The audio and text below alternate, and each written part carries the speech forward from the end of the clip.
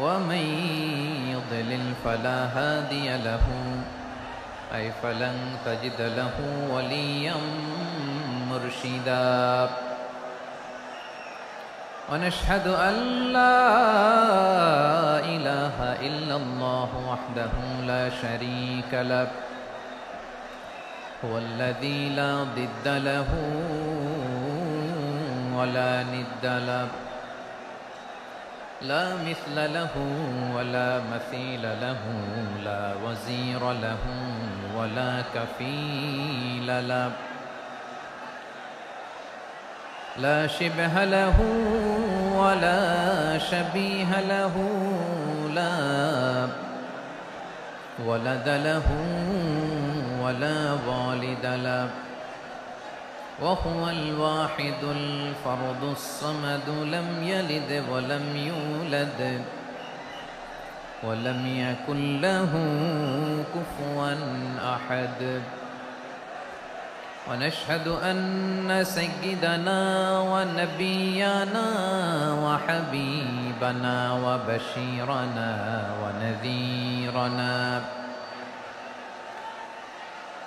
وطبيبنا وطبيب أرواحنا وحبيبنا وحبيب ربنا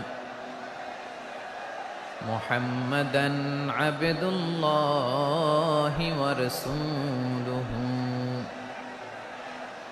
أرسله بالحق بشيرا ونذيرا وداعيا إلى الله بإذنه وسراجا منيرا أما بعد فقد قال الله تعالى في كلامه المجيد وفي فرقانه الحميد أعوذ بالله من الشيطان الرجيم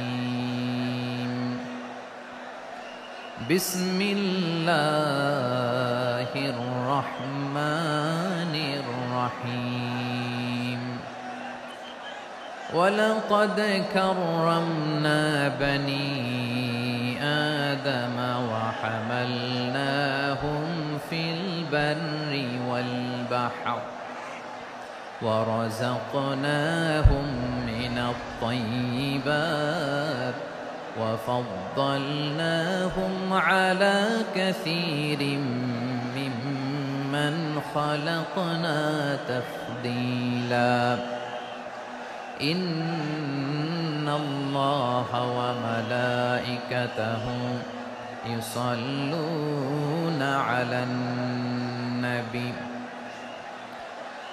يا أيها الذين آمنوا صلوا عليه وسلموا تسليما اللهم صل على محمد وعلى آل محمد كما صليت على إبراهيم وعلى آل إبراهيم إنك حميد مجيد اللهم بارك على محمد وعلى آل محمد كما باركت على إبراهيم وعلى آل إبراهيم إنك حميد مجيد সকল প্রশংসার মালিককে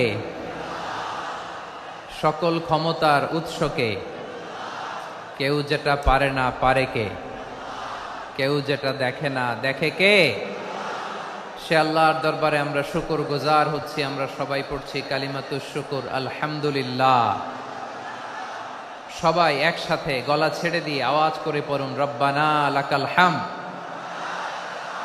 হামদান কাসীরান طيبا مباركا فيه يا ربي لك الحمد كما ينبغي لجلال وجهك وعظيم سلطانك লাকাল হামদু বিল ঈমান, লাকাল হামদু বিল ইসলাম, লাকাল হামদু বিল কুরআন। আল্লাহ রাব্বুল ইজ্জা ওয়াল জালালের দরবারে শুকরিয়া জ্ঞাপনের পাশাপাশি আমি আজকের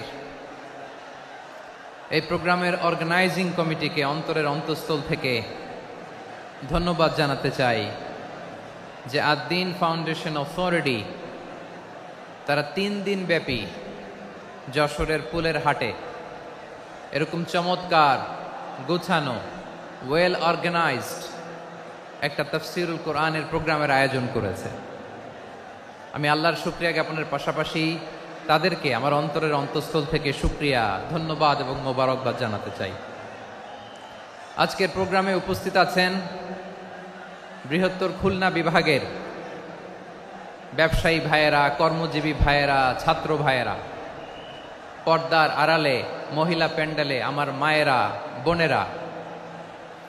উপস্থিত আছেন কওমি মাদ্রাসার মুহতামিম বৃন্দ, আলিয়া মাদ্রাসার প্রিন্সিপাল হুজুর, শিক্ষকবৃন্দ, ছাত্রবৃন্দ, ইমাম সাহেব, খতিব সাহেব, মুয়াজ্জিন সাহেব, আইন শৃঙ্খলায় কর্মরত ভাইয়েরা, ভলান্টিয়ার্স, মিডিয়া কর্মী, সাংবাদিক বন্ধুরা, ইউটিউবার্স, আমি সবাইকে অন্তরের অন্তঃস্থল থেকে শুভেচ্ছা জানিয়ে শুরু করতে চাই। প্রিয় ভাইয়েরা, আমি জানি যশোরের মানুষ খুবই well civilised, they know manners, তারা ম্যানার জানে। অতিথির সাথে কেমন আচরণ করতে হয় যশোরের লোকেরা এটা জানে কি জানে না বলেন? মাশাআল্লাহ। স্টেজ থেকে ইনস্ট্রাকশন আসলে সেটা শুনতে হবে, না শুনলে আমিও বলতে পারবো না, আপনারাও উপকৃত হবেন না। কোটি কোটি টাকা ব্যয়, অনেক পরিশ্রম সাপেক্ষে, অনেক ওয়েল ডিজাইন করে ওনারা প্রোগ্রাম করেছেন। শেষ অধিবেশন যদি আপনারা ধাক্কা ধাক্কি বিশৃঙ্খলা করেন, বঞ্চিত হব, আমরা বঞ্চিত হব, আপনারা বঞ্চিত হবেন, মিডিয়া কর্মীদের মাধ্যমে দেশে বিদেশে কোটি কোটি দর্শক তারা বঞ্চিত হবে। আর যদি একটা নীরব, নিস্তব্ধ, নিঝুম পরিবেশ আমাকে উপহার দেন, আমি জনগুরুত্বপূর্ণ, যেটা রাষ্ট্রের জন্য গুরুত্বপূর্ণ, যেটা সামাজিকভাবে আমাদের জন্য গুরুত্বপূর্ণ, আমার ব্যক্তি জীবনের জন্য গুরুত্বপূর্ণ, গোটা মানবতার জন্য গুরুত্বপূর্ণ, এরকম কিছু বার্তা আজকের এই ঐতিহাসিক যশোরের প্রোগ্রামে আমি রাখতে চাই ইনশাআল্লাহ। কিন্তু সেজন্য সহযোগিতা করতে হবে। যে ডান দিকের ছেলেরা মাশাআল্লাহ বলার সাথে সাথে ঠান্ডা, কিন্তু এখানে এখনো ঠান্ডা হচ্ছে না। তোমরা ভলান্টিয়ারদের কথা শোনো, জায়গা না পেলে পেছনে যাও, ধাক্কাধাক্কি করো কেন ভাইয়েরা? এটা করো না। এই যে তোমাদেরকে দেখতে পাচ্ছি তো, একে অপরকে ধাক্কা ধাক্কি করে আমাকে দেখার চেষ্টা, পেছনে চলে যাও। Move move on, move, sit or move. আমি বারবার থামুন, চুপ করুন বলতে পারবো না। Sit or move on. 9টা প্যান্ডেল আছে, এখানে ধাক্কাধাক্কির কোনো মানি হয় না। তোমরা ধাক্কাধাক্কি করবা, এই জন্য প্যান্ডেল করা হয় নাই 9টা। বসো, কোনো কথা নাই, বসো বসো। কানগুলো খরগোশের কানের মতো খাড়া করো, কোনো আওয়াজ নাই, আওয়াজ নাই, কোনো আওয়াজ নাই। এই যে প্রিয় ভাইয়েরা, আল্লাহর ওয়াস্তে চুপ করুন। যশোরের ভাইয়েরা, আল্লাহর ওয়াস্তে চুপ করুন।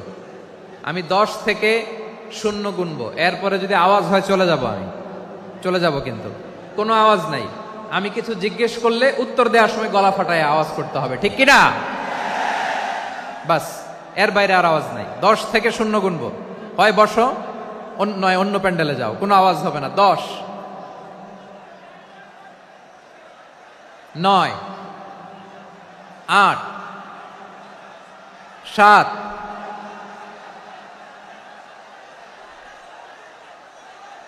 6, 5, 4,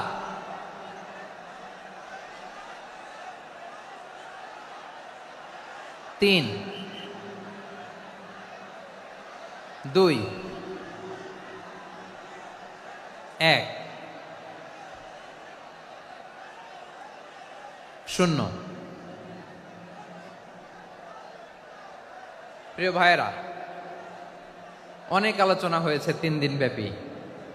দেশ বরেণ্য, প্রথিতযশা ওলামায়ে হযরতের মুখে আপনারা অসংখ্য কথা শুনেছেন। আমলের জন্য এগুলোই যথেষ্ট, নতুন করে আমার বলার কিছুর দরকার নাই। নতুন করে উপস্থাপনের মতো বলার মতো আমার কাছে কিছু নাইও। যা বলার ১৫০০ বছর আগে আল্লাহ তাআলা উম্মাকে বলে দিয়েছেন, ঠিক কিনা? এমন কিতাব দান করেছে যে কিতাবে ভুল নাই, যতই পড়ি ততই শেখা যায়। বিয়ন্ডলেস, বাউন্ডলেস, বটমলেস, কুল কিনারা নাই, কুল কিনারা বিহীন সাগর। পড়েন সুবহানাল্লাহ। গত ৩ দিন ধরে স্কলাররা যে সমস্ত বিষয় কোরআন সুন্নাহর আলোকে আলোচনা করেছে, আমরা যেন সেগুলোর উপর আমল করতে পারি। আল্লাহ তৌফিক দান করুক, আমরা পড়ি আমিন। আসুন এখানে আসার, বসার, এই প্রোগ্রামে অংশগ্রহণ করার উদ্দেশ্যকে, নিয়াতকে আমরা খালিস করে নেই। আজকে আমরা যা শুনবো, শিখবো, আমলের নিয়তে শুনবো, ঠিক কিনা বলেন? শেষ পর্যন্ত নীরবতা বজায় রাখবো। আমি উঠবো, আপনারা উঠবেন। এর আগে ওঠা যাবে না। স্কেডিউলে একটু চেঞ্জ এসেছে, এশার সালাত হয়নি। আমার আলোচনার পরপরই আজান হবে। এশার সালাতে আমরা জামাতে অংশগ্রহণ করে একসাথে বিদায় নেব ইনশাল্লাহ। বলেন। বিশৃঙ্খলা করলে আমার বুঝাতে, পয়েন্টগুলো শেয়ার করতে দেরি হবে। আর এই যে এরকম নীরব নিস্তব্ধ থাকলে সুবিধা হবে। আল্লাহর ওয়াস্তে বি স্মার্ট। জায়গা না হলে চলে যাবেন, আওয়াজ করবেন না। ভলান্টিয়াররাও আওয়াজ নয়, ইশারা ইঙ্গিতে। প্রিয় ভাইয়েরা, যে টপিকটি নিয়ে আমি আপনাদের সামনে আজকে কথা বলতে চাই, টপিকটি অনেক গুরুত্বপূর্ণ। টপিকটি হচ্ছে হিউম্যান রিসোর্স ডেভেলপমেন্ট, মানব সম্পদ উন্নয়ন। কারণ আল্লাহ তাআলা আমাদের যা দেখ আর না দেখ এটা দিছে। মানুষ আর মানুষ, 18 কোটি মানুষ, ঠিক কিনা? এই 18 কোটি জনসংখ্যার দেশে বসবাস করে আমরা খুশি না বেজার? খুশি হইতে হবে, বেজার হইেন না। জাপানের খবর জানেন? তাদের গ্রোথ রেট নিচের দিকে, উল্টো। জনসংখ্যা নাই, বাচ্চা নিলে, সন্তান নিলে গভর্নমেন্ট তাদের টাকা দেয়। আমাদেরকে আল্লাহ তাআলা দয়া করে, মায়া করে এই সম্পদটা দিয়েছেন। এই মানব সম্পদকে যেন আমরা কাজে লাগাই ইনশাআল্লাহ। পড়েন সবাই। হিউম্যান রিসোর্স ডেভেলপমেন্ট অনেক জনগুরুত্বপূর্ণ বিষয়, খুব সেন্সিটিভ বিষয়।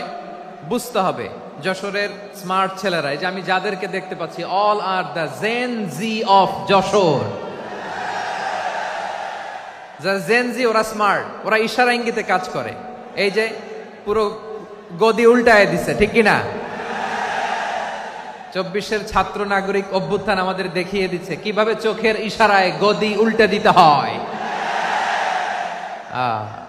তো জেনজিদের নিয়ে বসেছে, ওরা তো স্মার্ট, ওরা ডিস্টার্ব করবে না।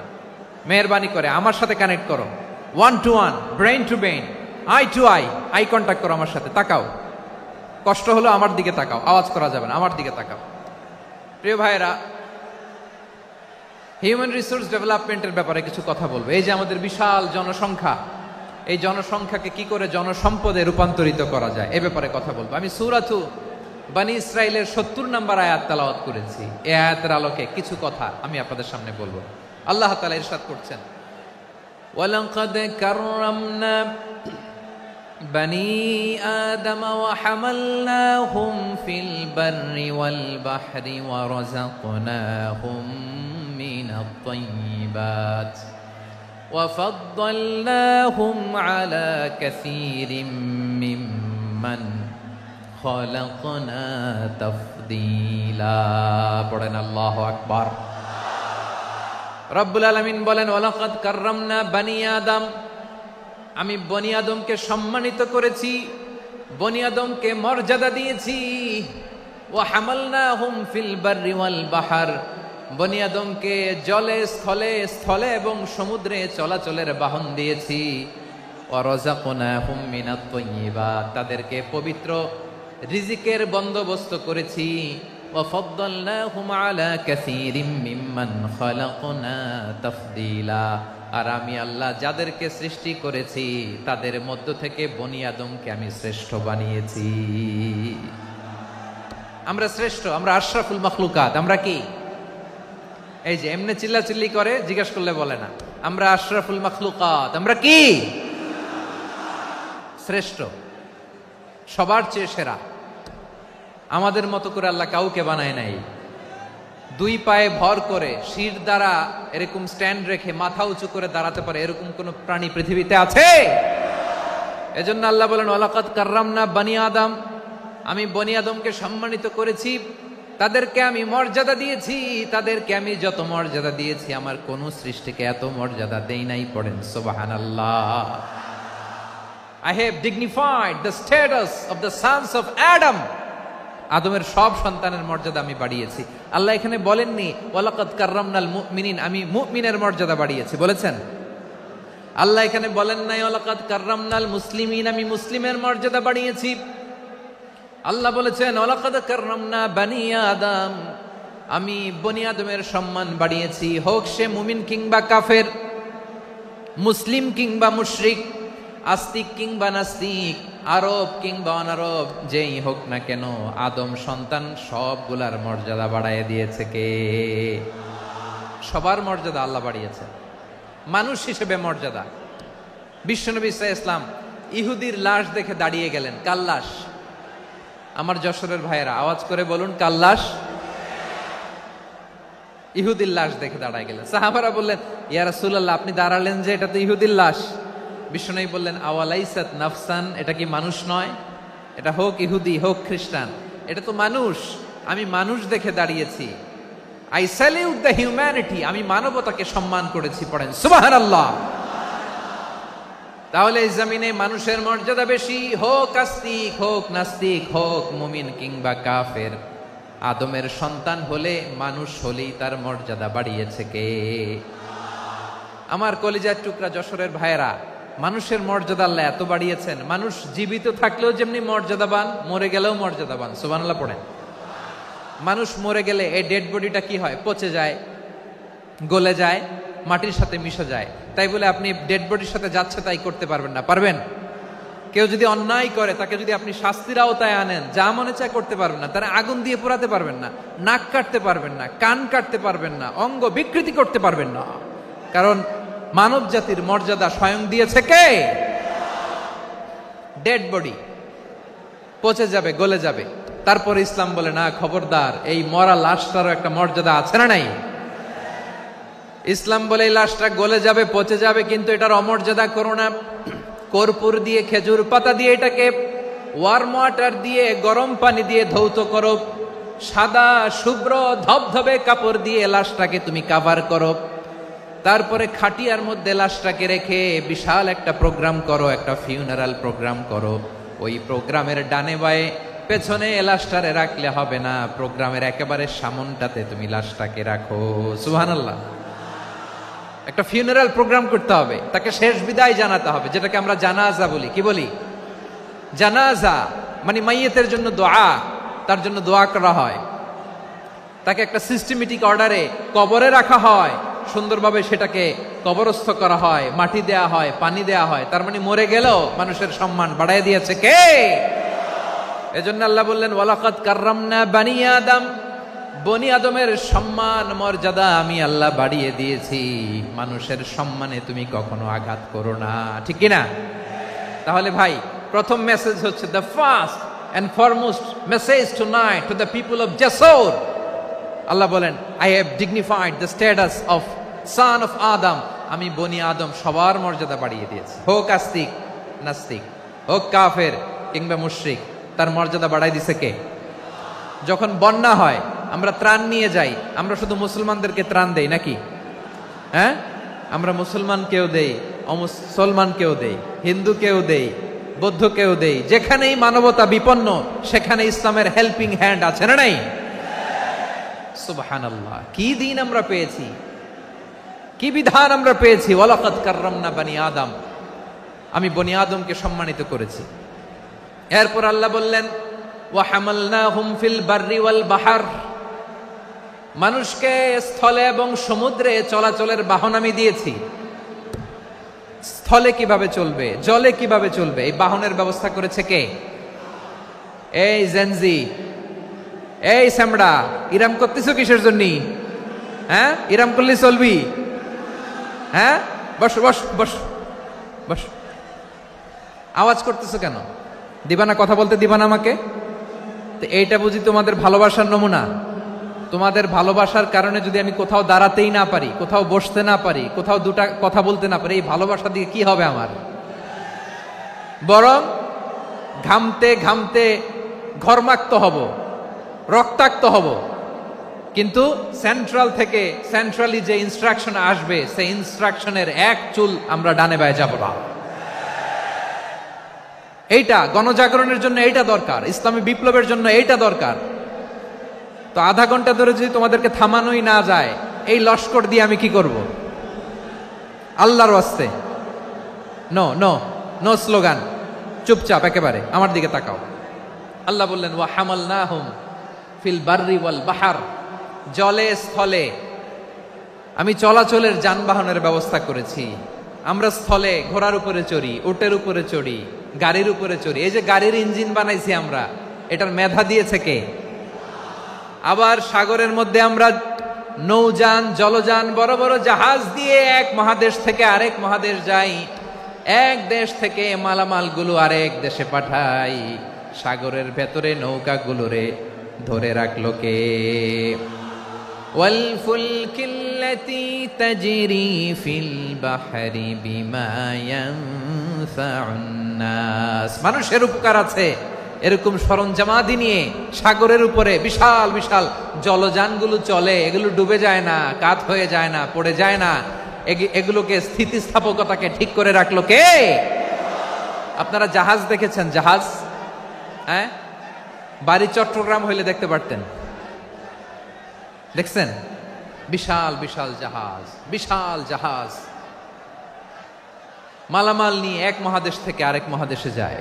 গত মাসে আমার জাপান সফর ছিল। এই যে বাংলাদেশে যে গাড়িগুলো চালান, বেশিরভাগ গাড়ি আসে কিন্তু জাপান থেকে। হাজার হাজার গাড়ি একটা জাহাজ বহন করতে পারে, হাজার হাজার গাড়ি। এটারে সাগরের মধ্যে ভাসাইলো কে? সবাই বলুন, ভাসালো কে? হাজার হাজার গাড়ি নিয়ে জাপানিজ গাড়িগুলো আমাদের চট্টগ্রামের এয়ারপোর্টের বন্দরে ভিড়ে। যুক্তরাষ্ট্রে আমি দেখেছি বিশাল বিশাল জাহাজ। আপনারা টাইটানিক জাহাজের নাম শুনেছেন? টাইটানিকেরও 8 গুণ 10 গুণ বড়। সুবহানাল্লাহ কইবেন না? টাইটানিক জাহাজের 8 গুণ 10 গুণ বড় একটা জাহাজ আছে, আইকন অফ দ্য সি। আমি দেখে এসেছি। রয়্যাল ক্যারিবিয়ান দেখে এসেছি। সাগরের সামনে জেটিতে যখন দাঁড়ালাম, জাহাজটা যখন যায়, আমার মনে হচ্ছে একটা শহর, গোটা শহর, the entire city is floating on the water. পুরো একটা শহর মনে হয় পানির উপর দিয়ে ভেসে যাচ্ছে। পড়েন সুবহানাল্লাহ। এই যে আইকন অফ দ্য সি, এই ক্রুজ, এই জাহাজটা, এটার ভিতরে স্টেডিয়াম আছে। কিসের ভিতরে স্টেডিয়াম? কথা বুঝে নাই বোধহয়। স্টেডিয়াম কিসের ভিতর? সুইমিং পুল আছে, শপিং মল আছে, রেস্টুরেন্ট আছে, ক্লাব আছে, 3000 4000 রুম বিশিষ্ট, কক্ষ বিশিষ্ট হোটেল আছে। এই সবগুলোর নিয়ে এগুলো চলে সাগরের এই দোলার মধ্যে, জলোচ্ছ্বাসের মধ্যে। এই সাগরের ভেতরে এই জাহাজগুলোর ভাষায় রাখছে কে? সূরাতুর আর রহমানে আল্লাহ তাআলা বললেন ওয়ালাহুল জাওয়ারিল মুনশাআতু ফিল বাহরি কাল আ'লাম ফাবিআইয়ি আলা, সবাই পড়েন, ফাবিআইয়ি আলাই রাব্বিকুমা তুকাযযিবান। পাহাড় সম বড় বড় জাহাজগুলো মাল বোঝাই করে সাগরের মধ্যে ভেসে বেড়ায়। এগুলো দিয়ে মালামাল বহন করা যায়, মানুষরা এক দেশ থেকে আরেক দেশে যায়। এই জাহাজগুলোর সাগরের ভেতরে ভাসায় রাখলো কে? এই আয়াতের ভেতরে আল্লাহ তাআলা সূরাত বনী ইসরাঈলের এই চমৎকার আয়াতের ভেতরে আল্লাহ তাআলা বেসিক্যালি মানব জাতির প্রতি তার 4টি স্পেশাল অনুগ্রহের কথা বলেছেন। কয়টি?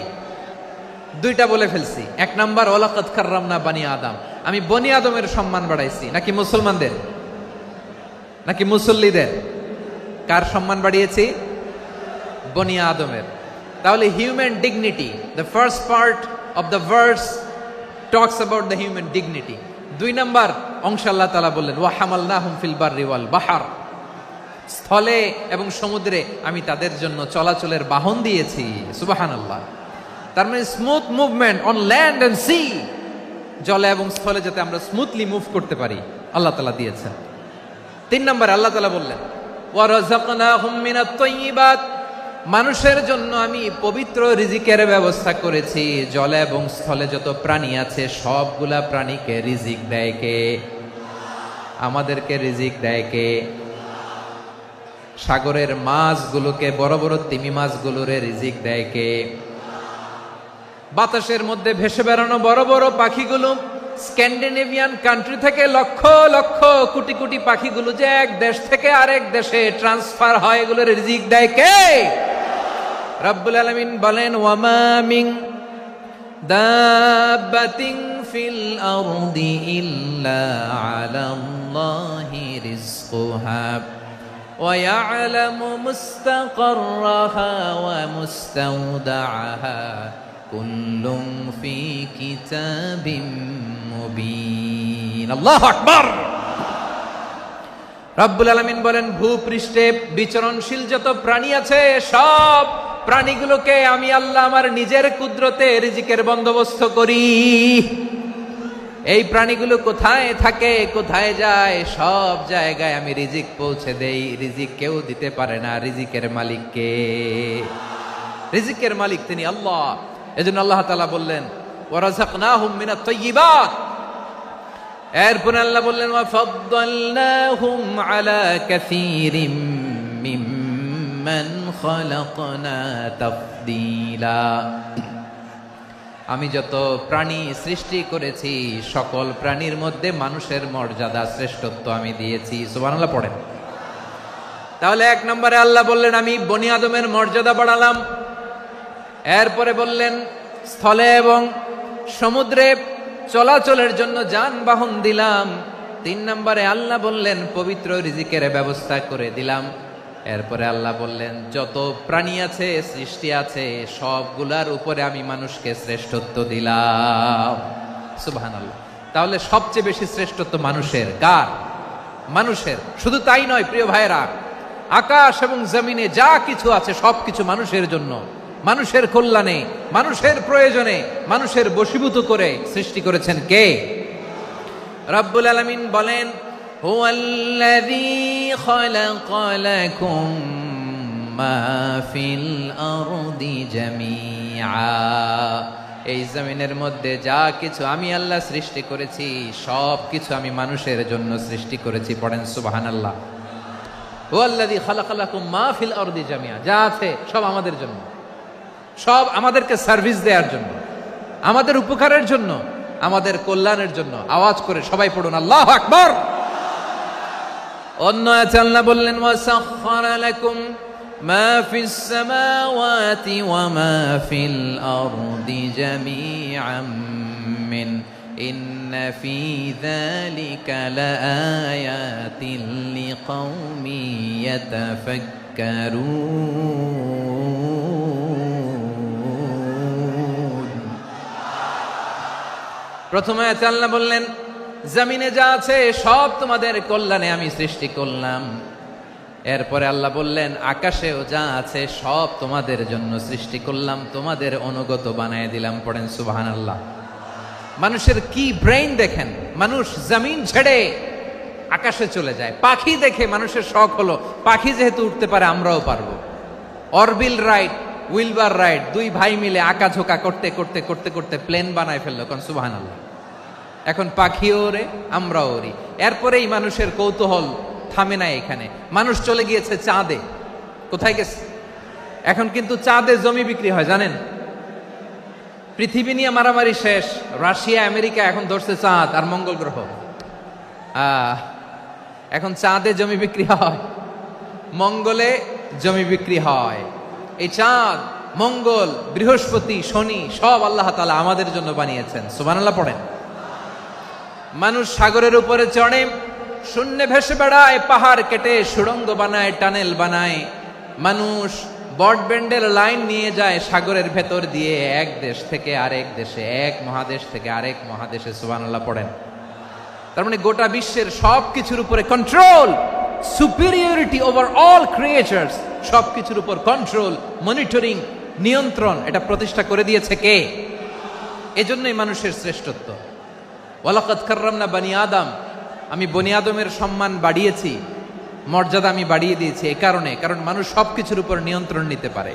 মানুষকে নিয়ে এই কোরআনের সব আলোচনা, মানুষকে নিয়ে এই কোরআনের সব। তাই কোরআনের কেন্দ্রীয় আলোচ্য বিষয় হচ্ছে মানুষ। কোরআনের কেন্দ্রীয় আলোচ্য বিষয় কি? যশোরের ভাইয়েরা বুঝে থাকলে সবাই বলবেন কোরআনের কেন্দ্রীয় আলোচ্য বিষয় কি? এই যে আমি মূল আলোচনায় যাচ্ছি এখন। কেন মানুষ কোরআনের কেন্দ্রীয় আলোচ্য বিষয়? যশোর, আওয়াজ করে বলো, কোরআনের কেন্দ্রীয় আলোচ্য বিষয় কি? মানুষ। এই মানুষ কোরআনের কেন্দ্রীয় আলোচ্য বিষয়। মানুষকে আল্লাহ স্বাধীনতা দিয়েছেন। ফামান শাআ ফালইউমিন ওয়া মান শাআ ফালইয়াকফুর। চাইলে মুমিন হতে পারো, চাইলে কাফের হতে পারো, তোমার ইচ্ছা। তবে জেনে রাখো, মুমিন হলে পাবা জান্নাত, কাফির হলে পাবা জাহান্নাম। নাও দ্য ডিসিশন ইজ ইয়ার্স। সিদ্ধান্ত তোমার, জান্নাতে যাবা না জাহান্নামে যাবা। যশোরের ভাইয়ের আওয়াজ করে বলুন, কই যেতে চান, জান্নাতে না জাহান্নামে? ডান দিকে না বাম দিকে? ডানপন্থী না বামপন্থী? চিল্লা চিল্লি না চুপচাপ? চুপচাপ কয়ে আবার চিল্লাচিল্লি শুরু করেছে। মাশাআল্লাহ, গুরুত্বপূর্ণ কথা বাকি আছে, আমাকে সহযোগিতা করতে হবে। মাশাআল্লাহ, এই তো ঠান্ডা হয়েছে। হ্যাঁ, ঠিক আছে ঠিক আছে ঠিক আছে। মানুষকে আল্লাহ এত স্বাধীনতা দিয়েছেন, মানুষ চাইলে অনেক ভালো হইতে পারে। ভালোর রাস্তাও খোলা, খারাপ হওয়ার রাস্তাও খোলা। ভালো হইলে মানুষ অনেক ভালো, খারাপ হইলে অনেক খারাপ। ভালো হইলে সবচেয়ে ভালো, খারাপ হইলে সবচেয়ে খারাপ। এজন্য সিদ্ধান্ত আপনাকে নিতে হবে। আল্লাহ তাআলা বলছেন, লাকাদ খালাকনাল ইনসানা ফি আহসানি তাকওয়িম সুম্মা রাদাদনাহু আসফালা সাফিলিন। আমি মানুষকে অনেক সুন্দর অবয়বে, সুন্দর আকৃতিতে সৃষ্টি করেছি। তার শুধু চেহারার ডিজাইনটাই সুন্দর নয়, তার ব্রেনটা বড্ড সুন্দর, তার মানসিকতা বড্ড সুন্দর, তার সৃজনশীলতা বড্ড সুন্দর। পড়েন সুবহানাল্লাহ। আমাদের চেহারা, অবয়ব, ডিজাইন যে সুন্দর তা না, আমাদের ব্রেনটা অনেক সফিস্টিকেটেড ব্রেন, অনেক সফিস্টিকেটেড। এই 1.5 কেজি ব্রেন ইউজ করে মানুষ গোটা বিশ্বে সভ্যতা বিনির্মাণ করেছে, ঠিক কিনা? এই ব্রেন আল্লাহ তাআলা আমাকে দিয়েছে। এটারে কাজে লাগালে, আপনার 6 সেন্স কাজে লাগালে আপনি অনন্য মানুষ হয়ে উঠবেন, মহামানবে রূপান্তরিত হবেন। মানুষ হতে পারে, চাইলেই মহামানব হতে পারে। আবার যদি মানুষ চায়, খারাপও হতে পারে। আল্লাহ বললেন শুধু ভালোই না, ভালো হতে চাইলে অনেক ভালো তুমি হতে পারো, আবার খারাপ হতে চাইলে অনেক খারাপ তুমি হতে পারো। সুম্মা রাদাদনাহু আসফালা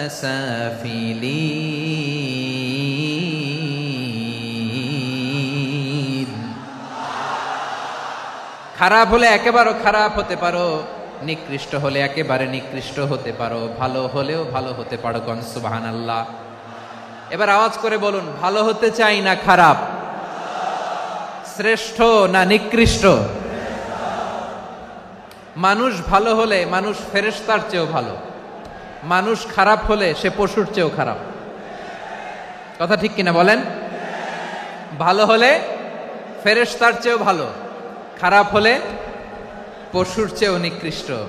তার মানে শ্রেষ্ঠত্বে মানুষ, শ্রেষ্ঠত্বে ফেরেশতাকে হার মানায়, আর অধপতনে শ্রেষ্ঠত্বে ফেরেশতাকে ছাড়িয়ে যায়, আর অধপতনে পশুকেও হার মানায়।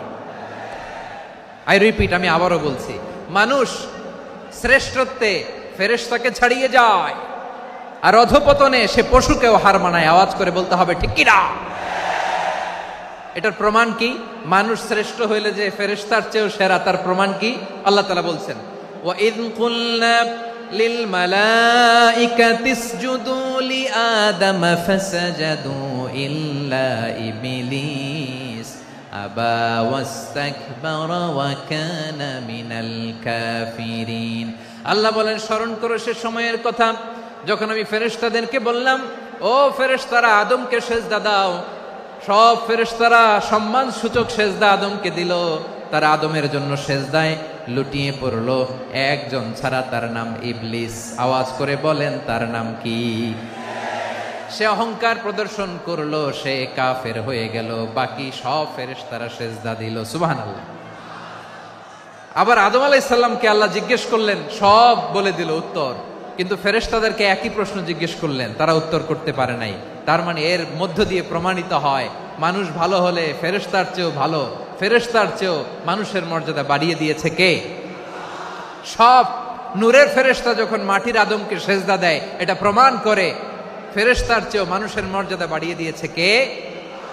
তুমি মাটির আদমকে প্রথম সৃষ্টি করিয়া ঘোষণা করিয়া দিলে শ্রেষ্ঠ বলিয়া, তাই তো নূরের ফেরেশতা করে আদমকে সেজদা। ঠিক কিনা বলেন?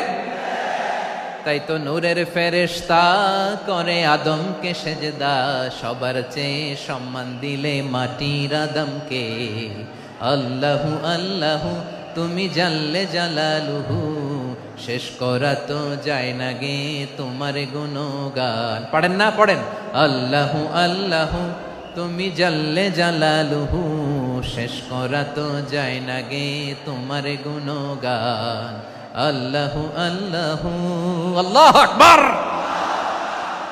আদমের মর্যাদা বেশি, মানুষের মর্যাদা বেশি, মানুষ শ্রেষ্ঠ তার প্রমাণ নূরের ফেরেশতা মাটির আদমকে সেজদা করে আওয়াজ করে বলেন ঠিক কিনা?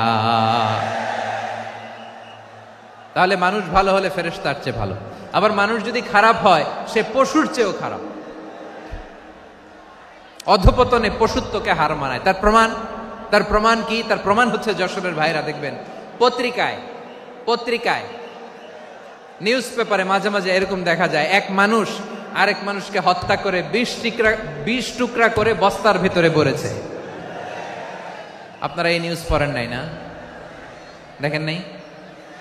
দেখছেন? মানুষ মানুষকে হত্যা করে কয় টুকরা? জোরে বলেন। এখানেই ক্ষান্ত হয় না, আবার কোথায় ভরছে? বস্তার ভেতরে। আচ্ছা, বুঝে থাকলে আওয়াজ করে বলেন, কোনদিন শুনছেন একটা হাতি আর একটা হাতিকে হত্যা করে 20 টুকরা করছে, এরপরে বস্তার ভিতরে ভরছে? হইছে? তাহলে দেখেন, মানুষ যদি খারাপ হয় সে পশুকেও হার মানায়। চিল্লায় বলো ঠিক কিনা? এমনও দুশ্চরিত্র মানুষ আছে যার নজর থেকে 6 মাসের ছোট্ট মেয়ে থেকে শুরু করে 80 বছরের বৃদ্ধারাও নিরাপদ নয়। পশুকেও হার মানে। মানুষের ঘর জ্বালিয়ে পুড়ে মেসাকার করে দেয়, জনপদের পর জনপদ জ্বালায় দেয়। এরকম আছে না নাই? বোমা মেরে শহরগুলো উড়িয়ে দেয়। এই যে ইসরায়েল গাজার মধ্যে যে অ্যাটাক করেছে, এরা মসজিদ মানে নাই, মসজিদে বম ফেলেছে।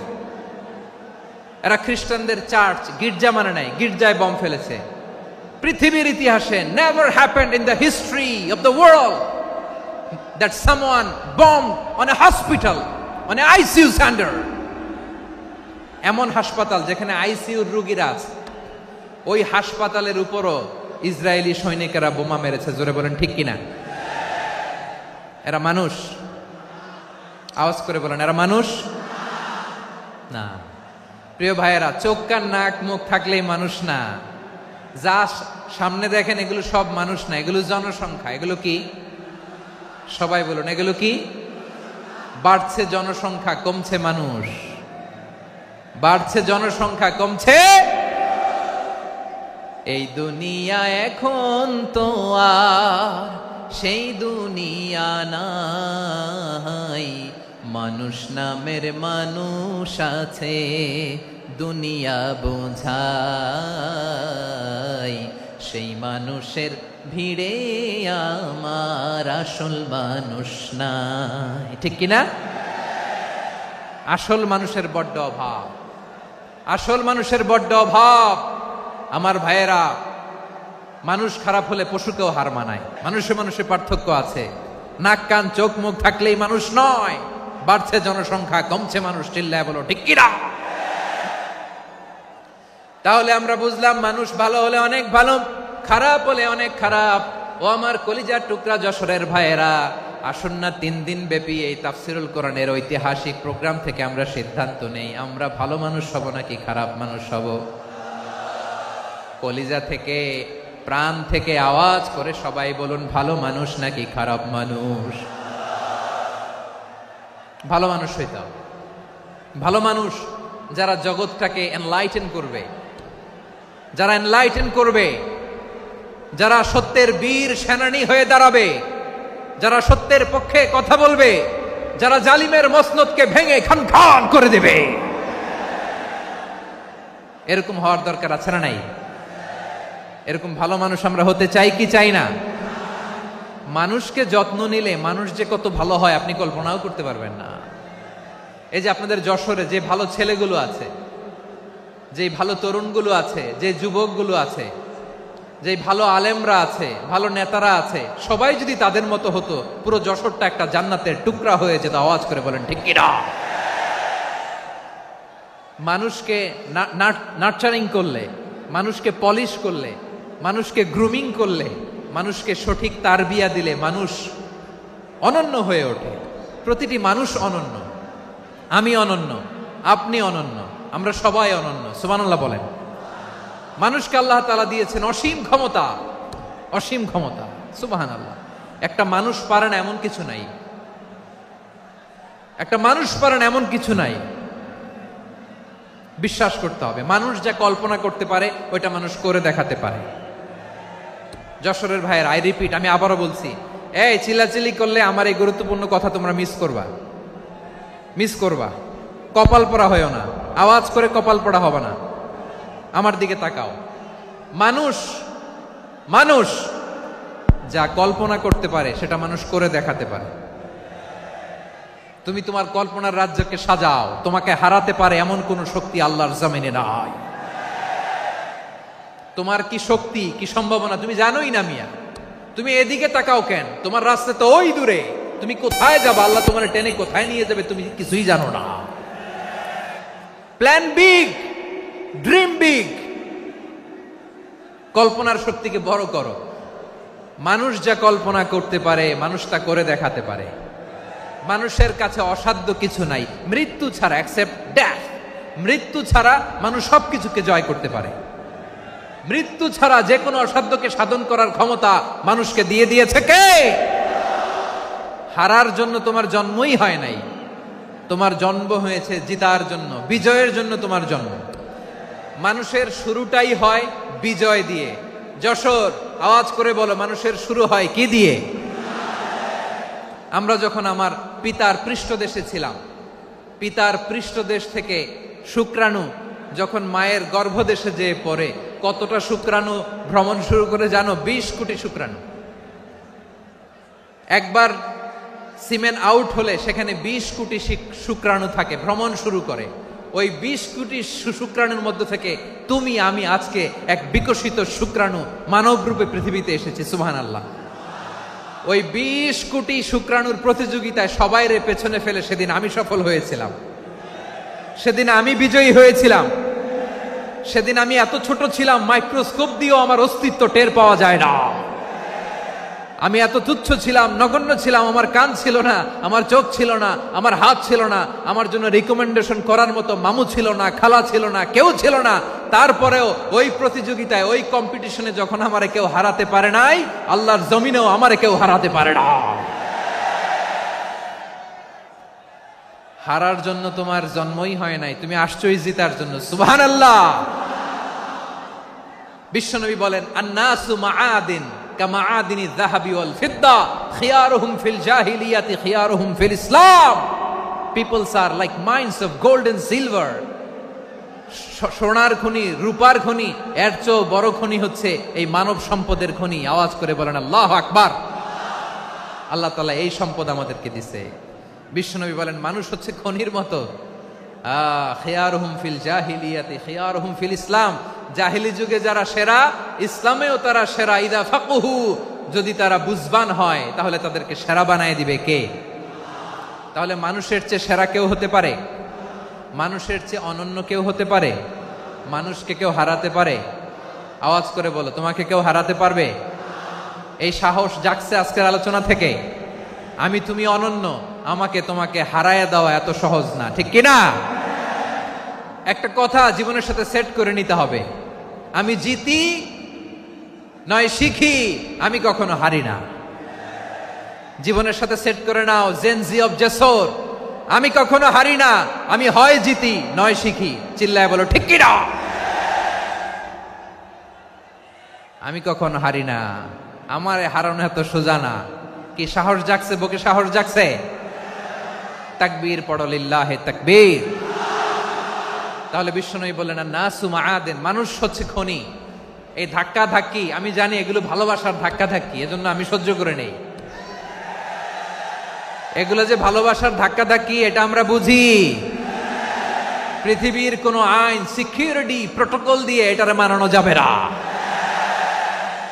কারণ এটা তো ভালোবাসা, লাভ। লাভ কোন আইন কানুন দিয়ে বাধা যায় না, মানানো যায় না, ঠিক কিনা বলো?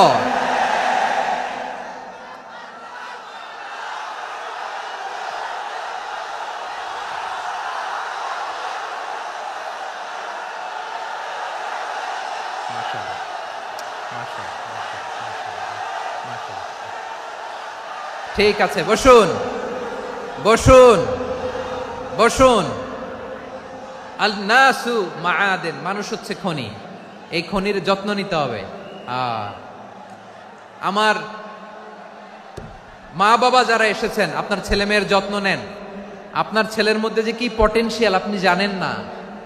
আপনার এই ছোট্ট অবুজ ছেলেটাই আগামী দিনের শায়েখ আহমদুল্লাহ হবে। আপনার হেফজখানায় পড়া ওই ছোট্ট ছেলেটাই আগামী দিনের আল্লামা মামুনুল হক হবে। আপনার ওই ছেলেটা আমির হামজা হবে, আব্দুল হাই সাইফুল্লাহ হবে। এভাবে বড় বড় আলেম হবে, তারা যুগশ্রেষ্ঠ আলেম হবে। সেই একদিন এই বাংলাদেশের পার্লামেন্টে যে বক্তব্য দিয়ে যশোরের পক্ষে কথা বলবে। আপনি জানেন না, কাউকে ছোট করবেন না আপনি, ওর কনফিডেন্স আপনি কমাবেন না, আপনি কমাতে পারেন না। প্যান্ডেলে আমার যে মা বোনেরা আছেন, ছেলে মেয়েদেরকে কখনো ছোট করে কথা বলবেন না। ও যে কোথায় যাবে আপনি জানেন না, আপনি মা হয়ে তাকে সাহস দিবেন, তার কল্পনার জগৎটাকে সাজাতে তাকে উৎসাহিত করবেন, ঠিক কিনা বলেন? আর আমার প্যান্ডেলের আমার প্রিয় শ্রদ্ধাশীলা মায়েরা বোনেরা, আপনারা তো আরো দামি সম্পদ। বিশ্বনবী বলেন, আর দুনিয়া কুল্লুহা মাতা। আল্লাহ আল্লাহ আল্লাহ, বিশ্বনবীর কথার ওজন দেখেন। আর দুনিয়া কুল্লুহা মাতা ওয়া খায়রু মাতা'আদ দুনিয়া আল মারআতুস সালিহা। বিশ্বনবী বলেন, দুনিয়ায় যা দেখো সব আল্লাহর দেওয়া অ্যাসেট, মানে সম্পদ। আর এত অ্যাসেটের ভিড়ে সবচাইতে শ্রেষ্ঠ সম্পদ হচ্ছে নেককার নারী। সুবহানাল্লাহ। ভাইয়েরা, বোনের সাথে খারাপ আচরণ করো না। সন্তান মায়ের সাথে খারাপ আচরণ করো না। আমাদের মায়েরা আমাদের asset, they are our priceless asset. কারণ এই মায়েদের পেটে এসেছে আল্লাহর ওলিরা, এই মায়েদের পেটে এসেছে খান জাহান আলী, এই মায়ের পেটে এসেছে শাহজালাল ইয়ামানি, এই মায়ের পেটে এসেছে আল্লাহর সব নবীরা। নাকি নবীরা আকাশ থেকে ধপ করে জমিনে নেমে আসছে? মায়ের পেটে আসছে। এই মায়ের পেটগুলো খনি। আমার সম্মানিতা মায়েরা বোনেরা, নিজেকে ইসলাম দিয়ে সাজান, নিজেকে ইসলাম দিয়ে সাজান, নিজেকে পবিত্র রাখুন, নিজের আব্রু ইমান ইজ্জতের হেফাজত করুন, কোরআন পড়ুন, সুন্নাহ পড়ুন। আপনি জানেন না আপনার গর্ভে কে আসছে, কোন ক্ষণজন্মা পুরুষকে আল্লাহ তাআলা আপনার গর্ভে পাঠাবে আপনি জানেন না। মায়েরা, নিজেদেরকে পবিত্র রাখুন, ইসলাম চর্চা করুন, কোরআন চর্চা করুন, নৈতিকতা দিয়ে নিজেকে সাজান। যশোরের জেনজি, নিজেদেরকে প্রস্তুত রাখো আগামীর বাংলাদেশের জন্য। নৈতিকতা, মোরালিটি, ভ্যালিউজ দিয়ে নিজেকে সাজাও, ইসলাম দিয়ে নিজেকে সাজাও। কারণ আগামীর বাংলাদেশ ইসলামের বাংলাদেশ। বাংলাদেশের আসল পরিচয় ইসলাম। বাংলাদেশের আসল পরিচয় কি? সবাই বলে না। বাংলাদেশের আসল পরিচয় কি? এই ইসলাম নিয়ে আমরা সংসদ ভবন সাজাবো, রাজি আছি না নাই? শেকড় ভুলে যাওয়া যাবে না।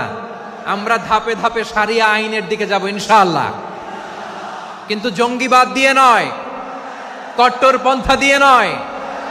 আমরা ইন্টেলেকচুয়ালি, গ্রাজুয়ালি, ধাপে ধাপে শারিয়া আইনের দিকে মুভ করবো ইনশাআল্লাহ। বলো লিল্লাহি তাকবীর।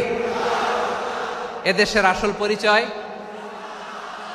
সবাই বলে না, আওয়াজ করে, এদেশের আসল পরিচয়। এদেশে আজান শুনে সূর্য ওঠে শহর গ্রামে, এদেশে আজান শুনে সূর্য ডুবে সন্ধ্যা নামে, এদেশে সকল কাজে সবাই বলে বিসমিল্লাহ, এদেশে ভালো কিছু দেখে শুনে হাসি মুখে সবাই বলে মাশা আল্লাহ, সুবহানাল্লাহ সুবহানাল্লাহ সুবহানাল্লাহ সুবহানাল্লাহ সুবহানাল্লাহ সুবহানাল্লাহ সুবহানাল্লাহ সুবহানাল্লাহ।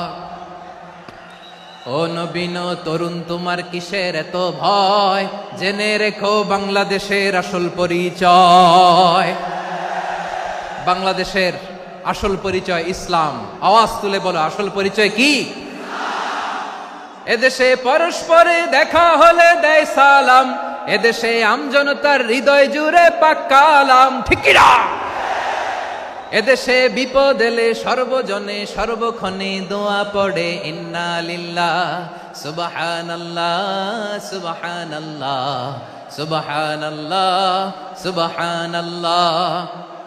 এদেশে আজান শুনে সূর্য ওঠে শহর গ্রামে, এদেশে আজান শুনে সূর্য ডোবে সন্ধ্যা নামে, এদেশে সকল কাজে সবাই বলে বিসমিল্লাহ, এদেশে ভালো কিছু দেখে শুনে হাসি মুখে সবাই বলে মাশা আল্লাহ সুবহানাল্লাহ। আওয়াজ করে সুবহানাল্লাহ সুবহানাল্লাহ সুবহানাল্লাহ সুবহানাল্লাহ। সবাই একসাথে সুবহানাল্লাহ সুবহানাল্লাহ সুবহানাল্লাহ সুবহানাল্লাহ। এদেশের আসল পরিচয় কি?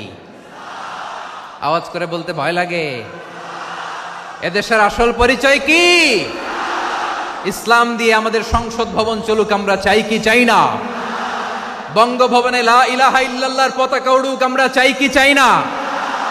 প্রতিটি জেলা অফিসে, ডিসি অফিসে লা ইলাহার পতাকা ঝুলুক, আমরা চাই কি চাই না? কারা কারা চাই হাত তুলে আল্লাহরে দেখায়।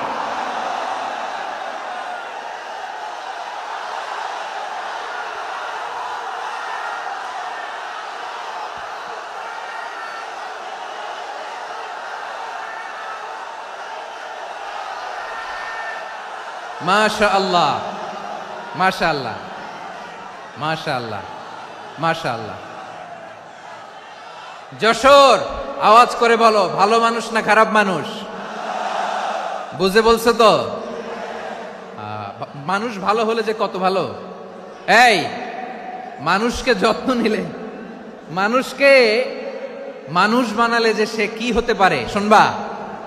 হ্যাঁ, নাকি মোনাজাত দিয়ে দিব? শুনবা? তাহলে থামতে হবে। থামো, আমি যখন বলবো থামো থামো, তাকবীরের সময় দিলে তাকবীর, থামো থামো।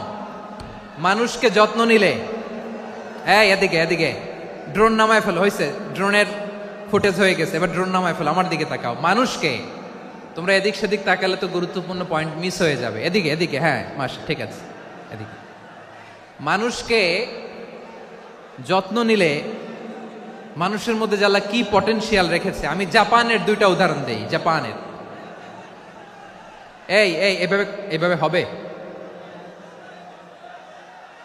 হয় বসো নয় পেছনে, কথা নাই, কথা তো বলাই যাবে না, হারাম কথা বলা। আজকে একেবারে চুপ, আজকের জন্য হারাম করে দিছে আমি, এই কিছু সময়ের জন্য একেবারে নিষিদ্ধ। জাপানের দুইটা উদাহরণ দেই, খেয়াল করে একটু শুনেন, বুঝবেন। আল্লাহ, 2022 সালে জাপানের সাথে জার্মানির খেলা, ফিফা ওয়ার্ল্ড কাপ 2022। এক পক্ষে জাপান, আরেক পক্ষে কোন দেশ? কথা শুনে নাই। এক পক্ষে কোন দেশ?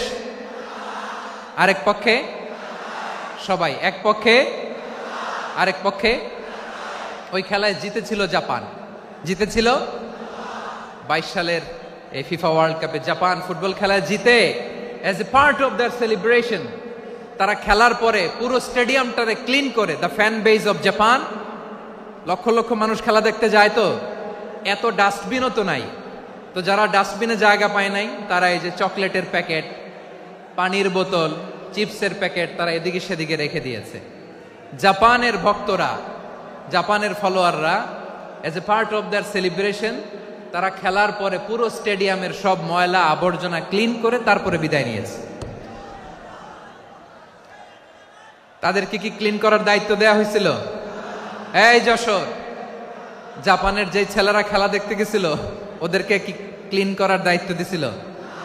তারা কি স্টেডিয়ামের পরিচ্ছন্নতা কর্মী? তাদের আকল, তাদের সিক্স সেন্স তাদেরকে বলেছে। ছোটবেলা থেকে জাপান গভর্নমেন্ট ওদেরকে এত পরিচ্ছন্নতা শেখায়, ক্লিনলিনেস অ্যাওয়ারনেস ক্যাম্পেইন করায়। ক্লাসে আমি দেখেছি, ক্লাসে নিজের বেঞ্চ নিজে মুছে, ক্লাসের মাঝখানে একটা সময় দেয়, নিজের টেবিল নিজে মুছে, নিজের ক্লাসরুমটা নিজে পরিষ্কার করে। রাস্তাঘাটে একটা ধুলা নাই, ময়লা নাই, একটা টিস্যু নাই। খেলার পরে গোটা বিশ্বকে তাক লাগিয়ে দিয়েছে। জাপানের ফ্যানরা সবার রেখে যাওয়া গার্বেজ, টিস্যু, বোতল পরিষ্কার করে তারপরে স্টেডিয়াম থেকে বিদায় নিয়েছে। আমরা কেন এমন হইতে পারলাম না? আমরা কেন এমন হইতে পারলাম না? জাপানের যারা এগুলো করছে ওদের 3টা করে চোখ না? চোখ তো 3টা, জাপানো লাগো। জাপানো লাগো হাত তো 4টা, কান তো 6টা। হ্যাঁ, নাকি আমার মতো 2 হাত 2 কানওয়ালা মানুষ? চোখে দেখলে ওটা মানুষ না। চিন্তা করছেন? তার মানে জাপানিজদেরকে যে গ্রুমিং করে শিখানোর মাধ্যমে পরিচ্ছন্ন বানানো গেছে, ওরা যেমনি মানুষ আমরাও মানুষ। আমাদের সন্তানদেরকে শেখালে তারাও পারবে। পারবে কিনা? 2 নম্বর উদাহরণ বলি। চট্টগ্রাম ফেনীতে যারা গিয়েছেন, মেঘনা গুমতি ব্রিজ প্রকল্প নাম শুনছেন? মেঘনা একটা ব্রিজ পার হওয়া লাগে। এই মেঘনা গুমতি, এখানে 3টা ব্রিজ, কাঁচপুর সহ এই 3টা ব্রিজের নির্মাণ কাজ, রেনোভেশনের কাজ দেয়া হয়েছিল জাপানের একটা কোম্পানিকে। কাকে? জাপানের কোম্পানি। নির্মাণ শেষে 738 কোটি টাকা বেঁচে গেছিল, এটা গভর্নমেন্টের হাতে দিয়ে তারা বিদায় নিয়েছে। কত টাকা? 738 কোটি টাকা। যত প্রাক্কলিত ব্যয় নির্ধারণ করা হয়েছে সব টাকা সরকার, তৎকালীন সরকার 2019-এর সরকার, কারা ছিল তো জানেন? এই 2019-এর সরকার তাদেরকে দিয়েছে। তারা রিনোভেশন নির্মাণ শেষে 738 কোটি টাকা অতিরিক্ত বেঁচে গেছিল, এটা আবার গভর্নমেন্টের হাতে বুঝাই দিয়ে তারা বিদায় নিচ্ছে। আমরা কেন এমন হইতে পারলাম না? জাপানের ওরাও মানুষ, আমরাও মানুষ। তার মানে মানুষে মানুষে পার্থক্য আছে না নাই? আচ্ছা, জাপানের 2টা উদাহরণ দিলাম, এবার আমার দেশের 2টা উদাহরণ দিব না? বাংলাদেশের 2টা উদাহরণ দিই। 1 নম্বর উদাহরণ, গত সপ্তাহে আপনারা জানেন কক্সবাজার আমার একটা প্রোগ্রাম ছিল, তো হেলিকপ্টারে গিয়েছিলাম। ফেনী জেলা যখন পার হচ্ছি, আমি দেখলাম 3টা উইন্ডমিল। উইন্ডমিল চিনেন তো? বিশাল পিলার, 3টা 4টা পাখা থাকে। বায়ু বিদ্যুৎ কেন্দ্র, বাংলাদেশের প্রথম বায়ু বিদ্যুৎ কেন্দ্র এটা। মুহুরী প্রজেক্ট বলে এটার, সম্ভবত মুহুরী প্রজেক্ট। তো সাগরের বাতাসের ঝাপটায় এটা ঘুরে এনার্জি হয়, ইলেকট্রিসিটি উৎপাদন হয়। তো আমি পাইলটকে বললাম, ভাই এগুলো থেকে কেমন ইলেকট্রিসিটি উৎপাদন হয়? কয়, হুজুর একটু হয় না, কিছুই হয় না। কিছুই হয় না মানে? বলে, হুজুর বাংলাদেশে যত উইন্ডমিল আছে এটার পাখা একটাও ঘুরে না। আল্লাহ, বলেন কি? তাহলে এই যে কোটি কোটি টাকা ব্যয় করে যে উইন্ডমিল, কয় হুজুর ভিতরে ফিটফাট, উপরে ফিটফাট, ভিতরে সদরঘাট। তার মানে কোটি কোটি টাকা দিয়ে এই উইন্ডমিল বানায়, এখানে কিছু নাই। দুর্নীতির আড্ডাখানা, আখড়াখানা বাংলাদেশ, ঠিক কিনা বলেন? হায় রে, জাপানিজরাও মানুষ, আমরাও মানুষ। আমার এক নিকটাত্মীয় সরকারি চাকরিজীবী, উনি আমাকে বললেন, বাংলাদেশের আরেকটা উদাহরণ দেই। উনি আমাকে বললেন যে প্রতি বছর আমাদের অফিসের ফার্নিচার চেঞ্জ করে। আমি বললাম, প্রতি বছর ফার্নিচার চেঞ্জ করে কেন? বলে যে ফার্নিচার নতুন পারচেজ করলেই তো এখানে টাকা, নতুন কিনতে পারলেই টাকা, নতুন উন্নয়নের সবক শোনাতে পারলেই টাকা। প্রথম আলোর রিপোর্ট। কি আলো? প্রথম আলোর রিপোর্ট। গত 15 বছরে উন্নয়নের নামে লুটপাট হয়েছে প্রায় 3.25 লাখ কোটি টাকা। কার রিপোর্ট? আমাদের বানানো কথা। প্রথম আলোর রিপোর্ট। গত 15 বছরে কারা ছিল জানেন তো? হ্যাঁ, শুধু ওনাদেরকেই দোষ দিয়ে লাভ নাই। স্বাধীনতার পর থেকে শুধু শাসকের হাত বদল হয়েছে, আমরা কিছু পাই নাই, ঠিক কিনা বলেন? শুধু ওনাদের দোষ দিয়ে কি লাভ? একদল খাইছে, আরেক দল খাওয়ার জন্য রেডি হয়ে আছে। আমরা এরকম চাই না, জনগণকে ফুটপাতে বসাই দিস। প্রিয় ভাইয়েরা, তাহলে জাপানের মানুষও মানুষ, আমরাও মানুষ। সিদ্ধান্ত আপনার, কোন মানুষ হবেন, ভালো মানুষ না খারাপ মানুষ? আজকের আলোচনার বিষয় হচ্ছে মানব সম্পদের উন্নয়ন, human resource development. It's a process to increase the capacity of knowledge, skill, capacity of the people of a country. একটা দেশের মানুষের জ্ঞান, তাদের দক্ষতা কি করে বাড়ানো যায়, বাড়িয়ে দেশের উন্নয়ন করানো যায়, এটাই হচ্ছে মানব সম্পদ উন্নয়নের মূল কথা। তাহলে মানব সম্পদ হচ্ছে একটা দেশের সবচাইতে শক্তিশালী পুঁজি। প্রাকৃতিক সম্পদ, খনিজ সম্পদের চেয়েও দামি হচ্ছে মানব সম্পদ। আমার প্রিয় যশোর, প্রাকৃতিক সম্পদ, খনিজ সম্পদের চেয়ে দামি সম্পদ কি সম্পদ? আল্লাহ তাআলা দয়া করে আমাদেরকে এই মানব সম্পদ দিয়েছেন। আসুন আমাদের এই মানুষগুলোকে আমরা সোনার মানুষ বানাই। রাজি আছেন তো সবাই? রাজি আছেন? মানুষ পারে না এমন কোনো কিছু নাই, চাইলে সব পারে। এজন্য মানুষকে তারবিয়া দিতে হবে, যথাযথভাবে তাদেরকে গড়তে হবে। আসুন আমরা সিরাতের আয়নায় বিশ্বনবীর জীবনী থেকে দেখি তিনি কিভাবে হিউম্যান রিসোর্সকে ম্যানেজ করতেন। যদি আপনাদের সময় হয় দু একটা উদাহরণ দিয়ে আজকে আমি আমার আলোচনার বিদায় নিব। হবে সময় হবে কয়েক মিনিট? হ্যাঁ, শান্ত থাকবেন তো? শান্ত থাকবা? হ্যাঁ ঠিক আছে। এই ধাক্কার মধ্যে ঢুকছে, এবার মজা বুঝতেছো তো? হ্যাঁ, মানা করছিলাম না? ঠিক আছে, টের পাও। হ্যাঁ ঠিক আছে। যে আওয়াজ করবে আমি ওকে দেখতেছি, কে কে আওয়াজ করে দেখতেছি। শেষ কথা, শেষের দিকে চলে আসছি। বিষ্ণু ইসলাম কিভাবে হিউম্যান রিসোর্সকে ম্যানেজ করতেন, মজার কথা আছে কয়েকটা, বলে বিদায় নিব। বিশ্বনবী কিভাবে এই মানব সম্পদকে ম্যানেজ করতেন। বিশ্বনবী he was a very good talent hunter, চৌকস ট্যালেন্ট হান্টার ছিল। কার মধ্যে কি ট্যালেন্ট আছে দেখলেই বুঝে ফেলতেন। সুবহানাল্লাহ পড়বেন না? কি নবী আমরা পেয়েছি! He was a very good talent hunter. আমার নবী তিনি চৌকস ট্যালেন্ট হান্টার ছিলেন। কার মধ্যে কি প্রতিভা বের করতেন, ওই প্রতিভাকে ইসলামের কল্যাণে কাজে লাগাতেন। সুবহানাল্লাহ বলেন। যাকে যেই জায়গায় সেট করলে ভালো হবে তাকে ওই জায়গায় সেট করতেন। কয়েকজন সাহাবীর জীবনী শোনাই। আবু মাহজুরা রাদিয়াল্লাহু তাআলা আনহু, মক্কার মুয়াজ্জিন, আগে ছিল মুশরিক, পরে হইছে মুমিন। উনি কিভাবে মুমিন হইলেন এই ঘটনাটা একটু আপনাদের শোনাতে চাই। তা আপনাদের তো সময় নাই হাতে। হ্যাঁ সময় আছে? এই জেনজি শেষ করে দিল আজকের প্রোগ্রামটা। 1 ঘন্টা ধাক্কা ধাক্কি করে কেমনে দাঁড়ায় আছে আমি বুঝলাম না।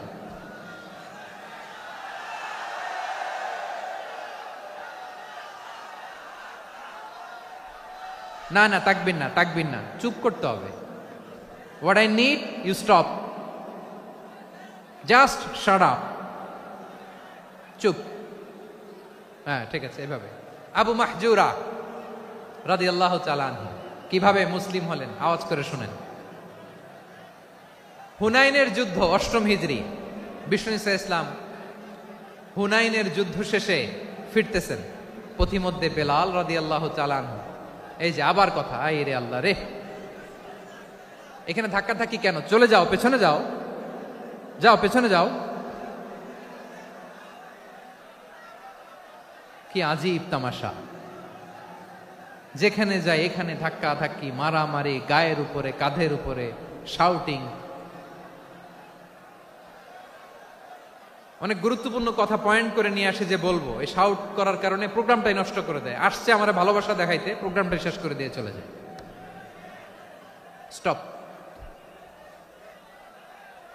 আবার কথা বল, স্টপ। হুনাইনের যুদ্ধে 8ম হিজরি, কত হিজরি? সবাই বলেন না একটু, কত হিজরি? 8ম হিজরিতে হুনাইনের যুদ্ধে রাসূল সাল্লাল্লাহু আলাইহি ওয়াসাল্লাম ফিরে আসতেছেন মদিনায়। পথিমধ্যে বেলাল রাদিয়াল্লাহু তাআলা আনহু আজান দিচ্ছেন। কি দিচ্ছেন? তো পাশে ছিল মুশরিকদের একটা পল্লী, কিছু মুশরিক তরুণ, কিছু অমুসলিম কিশোর, তারা আজানকে ব্যঙ্গ করতেছে। আমাদের বাংলায় মুখ ভেঙ্গানো বলে আর কি। বেলাল রাদিয়াল্লাহু তাআলা আনহু আজান দিচ্ছেন, ওই বাচ্চাগুলো মুশরিক, তো ওরা আজানকে ব্যঙ্গ করতেছে, বিকৃতি করে ওরাও আজান দিচ্ছে। উদ্দেশ্য হচ্ছে আজানকে নিয়ে ঠাট্টা করা। উদ্দেশ্য কি? ঠাট্টা করা। ব্যাপারটা মনে কষ্ট পাওয়ার মতো ব্যাপার না? কিন্তু বিশ্বনবী ওইখানে দেখেন কি খুঁজলেন। বিশ্বনবী খেয়াল করলেন অমুসলিম কিশোরদের মধ্য থেকে একটা কিশোরের গলাটা বড় দরাজ গলা, কণ্ঠটা বড় সুন্দর। খেয়াল করে দেখলেন যে কিছু কিশোর বেলালের আজানকে ব্যঙ্গ করে, বিকৃতি করে, কিন্তু একজনের কণ্ঠ দেখতে পাচ্ছেন না এত দূরে, কিন্তু কণ্ঠটা বড় সুন্দর, দরাজ গলা। বিশ্বনবী সাহাবীদেরকে বললেন, ধরো এগুলারে, ধরো। সবগুলারে ধরে বিশ্বনবীর সামনে আনা হলো। ওরা হাঁটু গেড়ে বসলো। বিশ্বনবী বললেন, তোমাদের মধ্যে কে যেন ব্যঙ্গ করে আজান দিচ্ছিল, তার গলাটা বড় উঁচু, গলার বেসটা বড় মজবুত, মেলোডিয়াস, সুমধুর কণ্ঠ, কে? আবু মাহজুরা বলে, আমার বন্ধুরা সবাই আমার দিকে আঙ্গুল দেখায়, আমি পড়ে গেছি বিপদে। রাসূল সাল্লাল্লাহু আলাইহি ওয়াসাল্লাম বাকি অমুসলিম তরুণদেরকে ছেড়ে দিলেন, বললেন তোমরা যাও। এবার আবু মাহজুরারে পাইছে। আবু মাহজুরার চুলের মধ্যে হাত দিলেন বিশ্বনবী, মাথায় হাত দিয়ে বললেন, এবার আজান দাও দেখি। আবু মাহজুরা বলে, আমি তো আজান দিতে জানি না, কারণ আমি তো বেলালেরটা শুইনা দিছি, আমার তো মুখস্থ নাই, আমি তো আজান দিতে জানি না। বিশ্বনবী বললেন, জানো না? তাহলে আসো, আমি তোমারে শিখাই দেই। সুবহানাল্লাহ পড়েন। আবু মাহজুরা হাঁটু গেড়ে বসে, বিশ্বনবীর মোবারক হাত আবু মাহজুরার চুলের মধ্যে। বিশ্বনবী আজানের মুআল্লিম আবু মাহজুরাকে বলতেছে, ঠিক আছে তোমারে শিখাই দিচ্ছি, আমি যা যা বলবো আমার সাথে সাথে বলো, পারবা? আবু মাহজুরা বলে, পারবো। বিশ্বনবী আজান দিচ্ছেন মাথায় হাত দিয়ে, আল্লাহু আকবার, আল্লাহু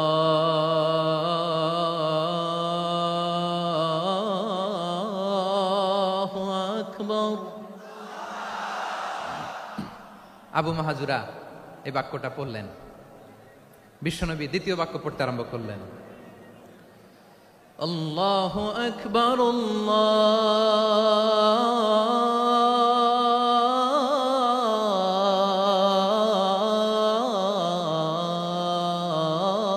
আল্লাহু আকবার। আবু মাহজুরা এই বাক্যটাও বললেন। বিশ্বনবী আবু মাহজুরার মাথার মধ্যে হাত দিয়ে তৃতীয় বাক্য পড়লেন, আশহাদু আল্লা ইলাহা ইল্লাল্লাহ।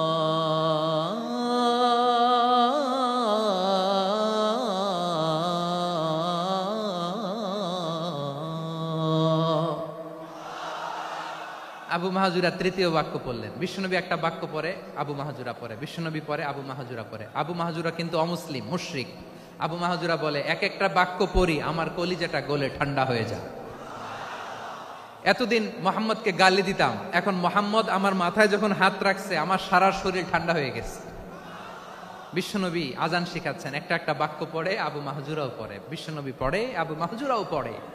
পুরো বাক্যগুলো যখন শেষ, আজান শেষ, আবু মাহজুরাও যখন পুরো আজান পড়লেন, আবু মাহজুরা বললেন, এতদিন মোহাম্মদের চেহারা দেখলে আমার ঘৃণা লাগতো, আজ থেকে মোহাম্মদের চেহারার চেয়ে প্রিয় চেহারা আমার কাছে নাই। আবু মাহজুরা বললেন, ও মুহাম্মদ, আজানের বাক্য তো আপনি আমারে শেখালেন, এখানেই শেষ করবেন না, আপনি আমারে পড়ায় দেন, লা ইলাহা ইল্লাল্লাহু মুহাম্মাদুর রাসূলুল্লাহ সাল্লাল্লাহু আলাইহি ওয়াসাল্লাম। বিশ্বনবীর সাথে দাঁড়িয়ে উনি শাহাদা পড়ে মুসলমান হয়ে গেলেন। এবার আবু মাহজুরা বলে, ইয়া রাসূলুল্লাহ, ইয়া হাবিবাল্লাহ, আমি মুমিন হয়েছি, মুসলমান হয়েছি, আপনার কাছ থেকে আজান শিখার সৌভাগ্য আমি লাভ করেছি গো নবী। আমার কণ্ঠের বড় তারিফ করেছেন, আপনি আমার আজানকে আপনি পছন্দ করেছেন। একটা জিনিস আপনার কাছে চাই, আপনি আমাকে মক্কার মসজিদুল হারামের মুয়াজ্জিন হিসেবে অ্যাপয়েন্ট করে দে। বিষ্ণু ইসা ইসলাম বললেন, যাও আবু মাহজুরা, আমি তোমাকে পৃথিবীর শ্রেষ্ঠতম মসজিদ মক্কার মসজিদুল হারামের মুয়াজ্জিন হিসেবে অ্যাপয়েন্ট করে দিলাম। দেখছেন কিভাবে ট্যালেন্ট হান্টিং করতে হয়, কিভাবে হিউম্যান রিসোর্স মানব সম্পদকে ব্যবহার করতে হয়। আসছিল আজানকে ভেঙ্গাইতে, আসছিল কেন? আজানকে ব্যঙ্গ করার জন্য, বিকৃত করার জন্য। আজানকে বিকৃত করতে যে ইসলামের সবচেয়ে শ্রেষ্ঠ মসজিদের মুয়াজ্জিন হয়ে গেল। পড়েন সুবহানাল্লাহ। হযরত আবু মাহজুরা রাদিয়াল্লাহু তাআলা আনহু ওনার এই সুললিত কণ্ঠ ব্যবহার করে মসজিদুল হারামে এত সুন্দর করে আল্লাহু আকবার বলে আজান দিতেন, মানুষগুলোর, মুসল্লিগুলোর, মক্কাবাসীর হৃদয়কে তিনি বিগলিত করে দিতেন, মানুষের হৃদয়কে ঠান্ডা হয়ে যেত। শুধু এখানেই শেষ না আমার যশোরের ভাইয়েরা।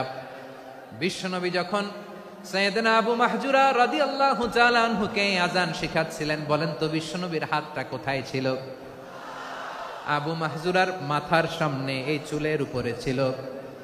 আবু মাহজুরা ওই স্মৃতিটাকে ধারণ করবার জন্য ওই স্মৃতিকে বহন করার জন্য বিশ্বনবীর মোবারক হাত আবু মাহজুরার কপালের চুলের যেই জায়গায় লেগেছে, মৃত্যুর আগের দিন পর্যন্ত আবু মাহজুরা মাথার ওই চুলে কোনোদিন ছুরি আর কামার লাগায় নাই,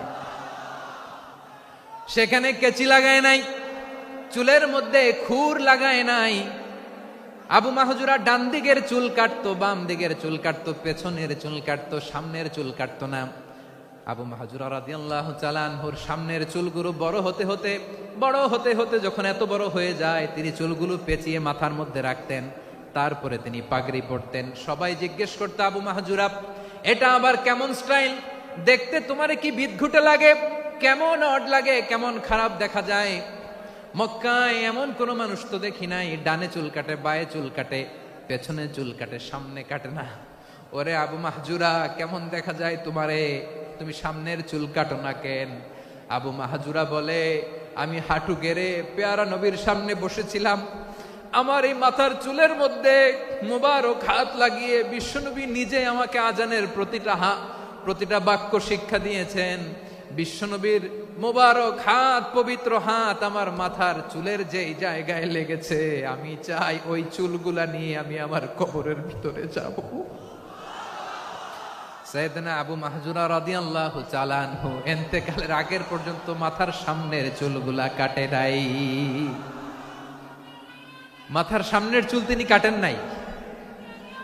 সুবহানাল্লাহ বিহামদি। কেমন ভালোবাসতেন বিশ্বনবী সাহাবীদেরকে, সাহাবারা কেমন ভালোবাসতেন বিশ্বনবীকে। সামনের চুলগুলো বড় হতে হতে এত বড় ছিল, পেঁচিয়ে রেখে পাগড়ি পরতেন, কাটতেন না। নবীর হাত লেগেছিল, সুবহানাল্লাহ পড়েন। তাহলে what is the lesson, moral of the story কি? মোরাল অফ দ্য স্টোরি হচ্ছে, আসছিল আজানকে ব্যঙ্গ করার জন্য, বিকৃত করার জন্য, হয়ে গেল মসজিদুল হারামের মুয়াজ্জিন। দেখেন বিশ্বনবী একটা খারাপ সিচুয়েশনের মধ্যে থেকে কি ভালো জিনিস বের করে আনলেন। আমি যে শুরুতে বলেছি কিভাবে তিনি হিউম্যান রিসোর্সকে ডেভেলপ করেছেন, ম্যানেজ করেছেন। তিনি যে চৌকুশ ট্যালেন্ট হান্টার ছিল, দেখেন সবার মধ্যে থেকে এর বাছাই করে মুয়াজ্জিন বানাই দিয়েছেন। সুবহানাল্লাহ পড়েন। তার মানে এই না সবাইরে ধরে ধরে উনি মুয়াজ্জিন বানাইছেন। যার যেই ট্যালেন্ট আছে তাকে ওই কাজে অ্যাসাইন করেছেন। যার যেই প্রতিভা আছে তার প্রতিভাকে ইসলামের কাজে লাগিয়েছেন। সুবহানাল্লাহ পড়েন। যায়েদ বিন সাবিত রাদিয়াল্লাহু তাআলা আনহু নাম শুনেছেন? যশোর কথা বেরোয় না। যদি জিজ্ঞাসা সালমান খানের নাম শুনছেন, সবাই হাত তুলবে, জি হুজুর শুনছি, মানে সব দেখা শেষ। সালমান খান, আমির খান, অমুক খান, সব খান মুখস্থ, কিন্তু যায়েদ বিন সাবিতের নাম মুখস্থ নাই মুসলমানদের। যেই সাহাবী মাথার সামনের চুল কাটে নাই, মসজিদুল হারামের মুয়াজ্জিন বানাইছেন বিশ্বনবী, ওই সাহাবীর নাম কি? খায়া ফেলাইস, স্লোগানের সাথে খায়া ফেলাইস। আবু মাহজুরা। কি নাম? আবু মাহজুরা আল জুমাহি রাদিয়াল্লাহু তাআলা আনহু। এই নামটা আজকে নিয়ে যাইতে হবে যশোর। আবু মাহজুরা রাদিয়াল্লাহু তাআলা আনহু। দুই নম্বরে বলছিলাম যায়েদ বিন সাবিত রাদিয়াল্লাহু তাআলা আনহু। বিশ্বনবী দেখলেন মদিনার এই আনসারী সাহাবী হাইলি ট্যালেন্টেড, ইন্টেলেকচুয়াল, মেরিটোরিয়াস, জ্ঞানের প্রতি তার আকর্ষণ, মারাত্মক আকর্ষণ। বিশ্বনবী তাকে দায়িত্ব দিলেন, কোরআন যা নাজিল হয় তুমি লিখো, কাতিবুল ওয়াহি বানায় দিলেন। সুবহানাল্লাহ। যায়েদ বিন সাবিতরে আবার আজান শিখান নাই, কারণ তার মধ্যে বিশ্বনবী প্রতিভা দেখেছেন, একাডেমিক প্রতিভা। বিশ্বনবীর একাডেমিক প্রজেক্টগুলো তিনি হ্যান্ডেল করতেন।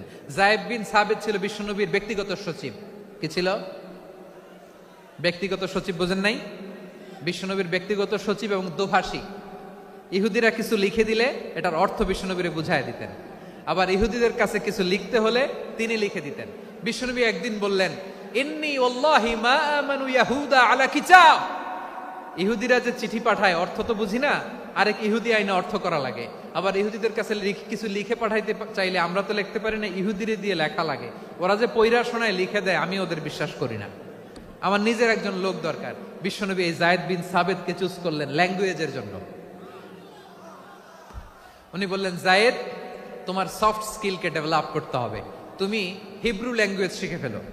যায়েদ বিন সাবিত বলল, বিশ্বনবীর মোটিভেশন আর ইন্সপিরেশন পেয়ে আমি 15 দিনে ইহুদিদের এই হিব্রু ল্যাঙ্গুয়েজ শিখে ফেললাম।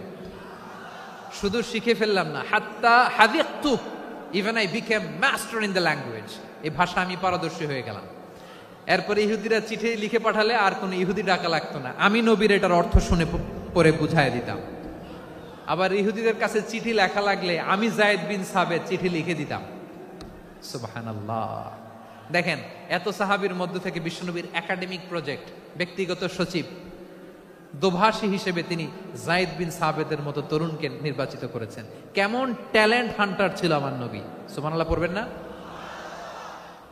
বিশ্বনবীর ইন্তেকালের পরে সাইয়েদনা আবু বকর রাদিয়াল্লাহু তাআলা আনহু যখন খলিফা হয়ে আসলেন, কোরআনকে সংকলনের দায়িত্ব দেয়া লাগবে, কোন সাহাবীকে দিবেন? সব সাহাবারা মিলে পরামর্শ করলেন। সাইয়েদনা আবু বকর, উমর সবাই মিলে এই বিশাল কোরআন সংকলনের গুরু দায়িত্ব বিশ্বনবীর ব্যক্তিগত সচিব, বিশ্বনবীর দুভাষী, বিশ্বনবীর সিলেক্ট করাই লোক যায়েদ ইবনে সাবিত রাদিয়াল্লাহু তাআলা আনহুকে দিয়েছে। কোরআনের কবি তো আজকে এখানে রাখে নাই। এই যে আজকের যে কোরআন পড়েন, এটা আগে এরকম ছিল না। কোরআন নাজিল হলে সাহাবারা চামড়ার, ওটের চামড়ায় লিখে ফেলতো, ওটের চ্যাপ্টা হাড্ডির মধ্যে লিখে ফেলতো, গাছের গুড়ির মধ্যে লিখে ফেলতো, বিভিন্ন জনের কাছে ছড়ানো ছিটানো ছিল। আবু বকর রাদিয়াল্লাহু তাআলা আনহু একসাথে করলেন, পরবর্তীতে উসমান রাদিয়াল্লাহু তাআলা আনহু একসাথে করলেন। 114 সূরার এখন এই মুসহাফ, এই কম্পাইলেশন, এই কপি আমরা পেয়েছি, যার হিউজ কন্ট্রিবিউশন ছিল। এই পুরো কোরআন কম্পাইলেশনের প্রজেক্ট ম্যানেজার ছিল যায়েদ বিন সাবিত রাদিয়াল্লাহু তাআলা। কোরআন কম্পাইলেশনের প্রজেক্ট ম্যানেজার। দেখেন, উনারে মাথায় হাত দিয়ে আজান শিখায় নাই, সুবহানাল্লাহ কইবেন না? তাহলে প্রথম সাহাবী আবু মাহজুরাকে মুয়াজ্জিন বানাইলেন, যায়েদ বিন সাবিতকে ব্যক্তিগত সচিব আর দোভাষী বানালেন, মুসআব ইবনে উমাইর রাদিয়াল্লাহু তাআলা আনহুকে ইসলামের প্রথম অ্যাম্বাসেডর বানালেন। তাহলে তৃতীয় নাম্বার একজন সাহাবীর নাম বলছি, মুসআব ইবনে উমাইর। মুসআব কি নাম? নামটা কেমন লাগে? এই কয়েকজনের ভাল লাগে, বাকিদের ভাল লাগে না? ভাল লাগে? এই এই আর কয়েকটা মিনিট দেওয়া যাবে না আমাকে আল্লাহর রাস্তে? হ্যাঁ, ঠিক আছে। আমি তোমাদেরকে ভালোবাসা দেখাবো, দোয়া করব, যদি চুপ থাকো, একেবারে চুপ, কষ্ট সহ্য করো, বাকিরা যা সওয়াব পাবে তোমরা ডবল পাবা, যেহেতু কষ্ট বেশি, কিন্তু চুপ। 3 নম্বর সাহাবীর নাম মুসআব। এই ধাক্কাধাক্কি কেন? ধাক্কাধাক্কি কেন রে ভাই? না না না, এরকম হইলে আসবো না যশোর, আমি আর আসবো না। হয় পিছনে চলে যাও, নাহলে চুপ, ধাক্কাধাক্কি নেই। 3 নম্বর সাহাবীর নাম মুসআব। কি নাম? He was the first ambassador in Islam. ইসলামের প্রথম ডিপ্লোমাট, প্রথম কূটনৈতিক, ইসলামের প্রথম কূটনৈতিক, ইসলামের প্রথম ডিপ্লোমাট, প্রথম অ্যাম্বাসেডর মুসআব ইবনে উমাইর। মক্কার তরুণ যুবক, উনি পারফিউম লাগাইলে মানুষ দেখলেই বুঝতো এটা মুসআব লাগাইছে। এমন ড্যাশিং ফেসের ছিল, এমন স্মার্ট ড্যাশিং ফেস, এমন পার্সোনালিটির মানুষ ছিল মুসআব রাদিয়াল্লাহু তাআলা। কারণ যিনি ইসলামের স্পোকম্যান হবেন, মুখপাত্র হবেন, তার স্মার্ট হওয়ার দরকার আছে না নাই? আকাবার প্রথম শপথ যখন হলো, তাদের সাথে বিষ্ণু ঈসা ইসলাম মদিনাতে একজন মুখপাত্র পাঠালেন, ডিপ্লোমাটকে পাঠালেন, অ্যাম্বাসেডর অফ ইসলাম, তিনি হচ্ছেন মুসআব ইবনে উমাইর। পড়েন সুবহানাল্লাহ। বিশ্বনবী দেখলেন সে অনেক স্মার্ট, তার ডেডিকেশন আছে, সিনসিয়ারিটি আছে, এবং মদিনায় যে আউস খাজরাজ গোত্রের নেতাদের সাথে ডিল করতে হবে, ইহুদিদের সাথে ডিল করতে হবে, ওখানে একজন পাক্কা জানু খেলোয়াড়ের দরকার আছে না নাই? মুসআব ইবনে উমাইর রাদিয়াল্লাহু তাআলা আনহু, ওনাকে বিষ্ণু ঈসা ইসলাম চুজ করলেন। এবং বিষ্ণু ঈসা ইসলামের এই চুজিংটা, এই সিলেকশনটা এত সুন্দর ছিল, তিনি মদিনাতে যে বিশ্বনবী আসার আগেই মদিনার জমিনকে তিনি উর্বর করে ফেলছেন। প্রতিটা ঘরে ঘরে কালিমার দাওয়াত তিনি পৌঁছায় দিচ্ছেন। জুমার বিধান নাজিল হয়েছে, কিন্তু মক্কায় পরিবেশ নাই জুমা পালনের। বিষ্ণু ঈসা ইসলাম একজনকে দিয়ে খবর পাঠালেন, যাও মদিনায় মুসাবকে যে বলো, মুসাব তো আমার শিক্ষক, আমার স্পোকম্যান, মদিনাতে যেন তারা জুমা কায়েম করে। বিশ্বনবীর আগেই মুসআব মদিনার মুসলিমদেরকে নিয়ে মদিনায় প্রথম জুমা কায়েম করে ফেলছে। কোন সুবহানাল্লাহ। ডিপ্লোমাটদের কেমন হইতে হয়, অ্যাম্বাসেডারের কেমন হইতে হয়, মুসআব রাদিয়াল্লাহু তাআলা আনহুর কাছ থেকে শিখে নাও। মুসআব নামটা কেমন লাগে? যশোর যাদের সন্তান হবে ছেলে সন্তান, আমার রাস্তায় পাইলে সবাই জিজ্ঞেস করে হুজুর একটা নাম দেন, আমার ছেলে হবে। যশোরবাসীর জন্য আমি একটা নাম দিয়ে দিলাম, নাম রাখতে হবে মুসআব। কি নাম? নামটা যাদের ভাল লাগে, ছেলে সন্তান অনাগত আসবে, মনে চাইলে নাম রেখে দিবেন মুসআব রাদিয়াল্লাহু তাআলা আনহুর নামে মুসআব। তাহলে মুসআব রাদিয়াল্লাহু তাআলা আনহুকে বিশ্বনবী ল্যাঙ্গুয়েজ শিখান নাই, সফট স্কিল শিখান নাই। যায়েদ রাদিয়াল্লাহু তিনি হিব্রু ল্যাঙ্গুয়েজ শিখেছেন, সুরিয়ানি শিখেছেন, কিন্তু মুসআবকে তিনি বানিয়েছেন the spokesman of Islam, the first diplomat, the ambassador of Islam. সুবহানাল্লাহ পড়বেন না? আব্দুল্লাহ ইবনে আব্বাস রাদিয়াল্লাহু তাআলা আনহু বিশ্বনবীর কাজিন, চাচাতো ভাই। আবার মাইমুনা রাদিয়াল্লাহু তাআলা আনহু, মাইমুনা নবীর স্ত্রী, তিনি ছিলেন আব্দুল্লাহর আপন খালা। তো নবীর বউ যদি ওনার খালা হয়, নবী তার কি? বুঝে নাই, নবী তার কি? খালু। তাহলে সম্পর্ক অনেক গভীর, কাজিন আবার খালু। ছোট্ট মানুষ, তাই রাতে মাঝে মাঝে ঘরে থাকতো। বিশ্বনবী দেখলেন আব্দুল্লাহ যেহেতু আমার ঘরে ঢুকতে পারে, আব্দুল্লাহরে এই উম্মতের বড় শিক্ষাবিদ বানাইতে হবে। কথা বোঝে নাই? আব্দুল্লাহকে কি বানাইতে হবে? শিক্ষাবিদ, এডুকেটর অফ দিস উম্মাহ, এই উম্মার শিক্ষাবিদ বানাইতে হবে। তাই আব্দুল্লাহ ইবনে আব্বাসকে বিশ্বনবী হাতে কলমে শিক্ষা দিয়েছেন। আহারে, আর এরপরে যে কি ভাষা আসবে তোমাদের জন্য আমার মুখ থেকে আমি নিজেও জানি না। 1 ঘন্টা যাবত ধাক্কা ধাক্কি মারামারি, তো আসতে বলছে কে তোমাকে? পেছনে চলে যাও, জায়গা না পেলে। পুরো প্রোগ্রামটাই নষ্ট করে দিল।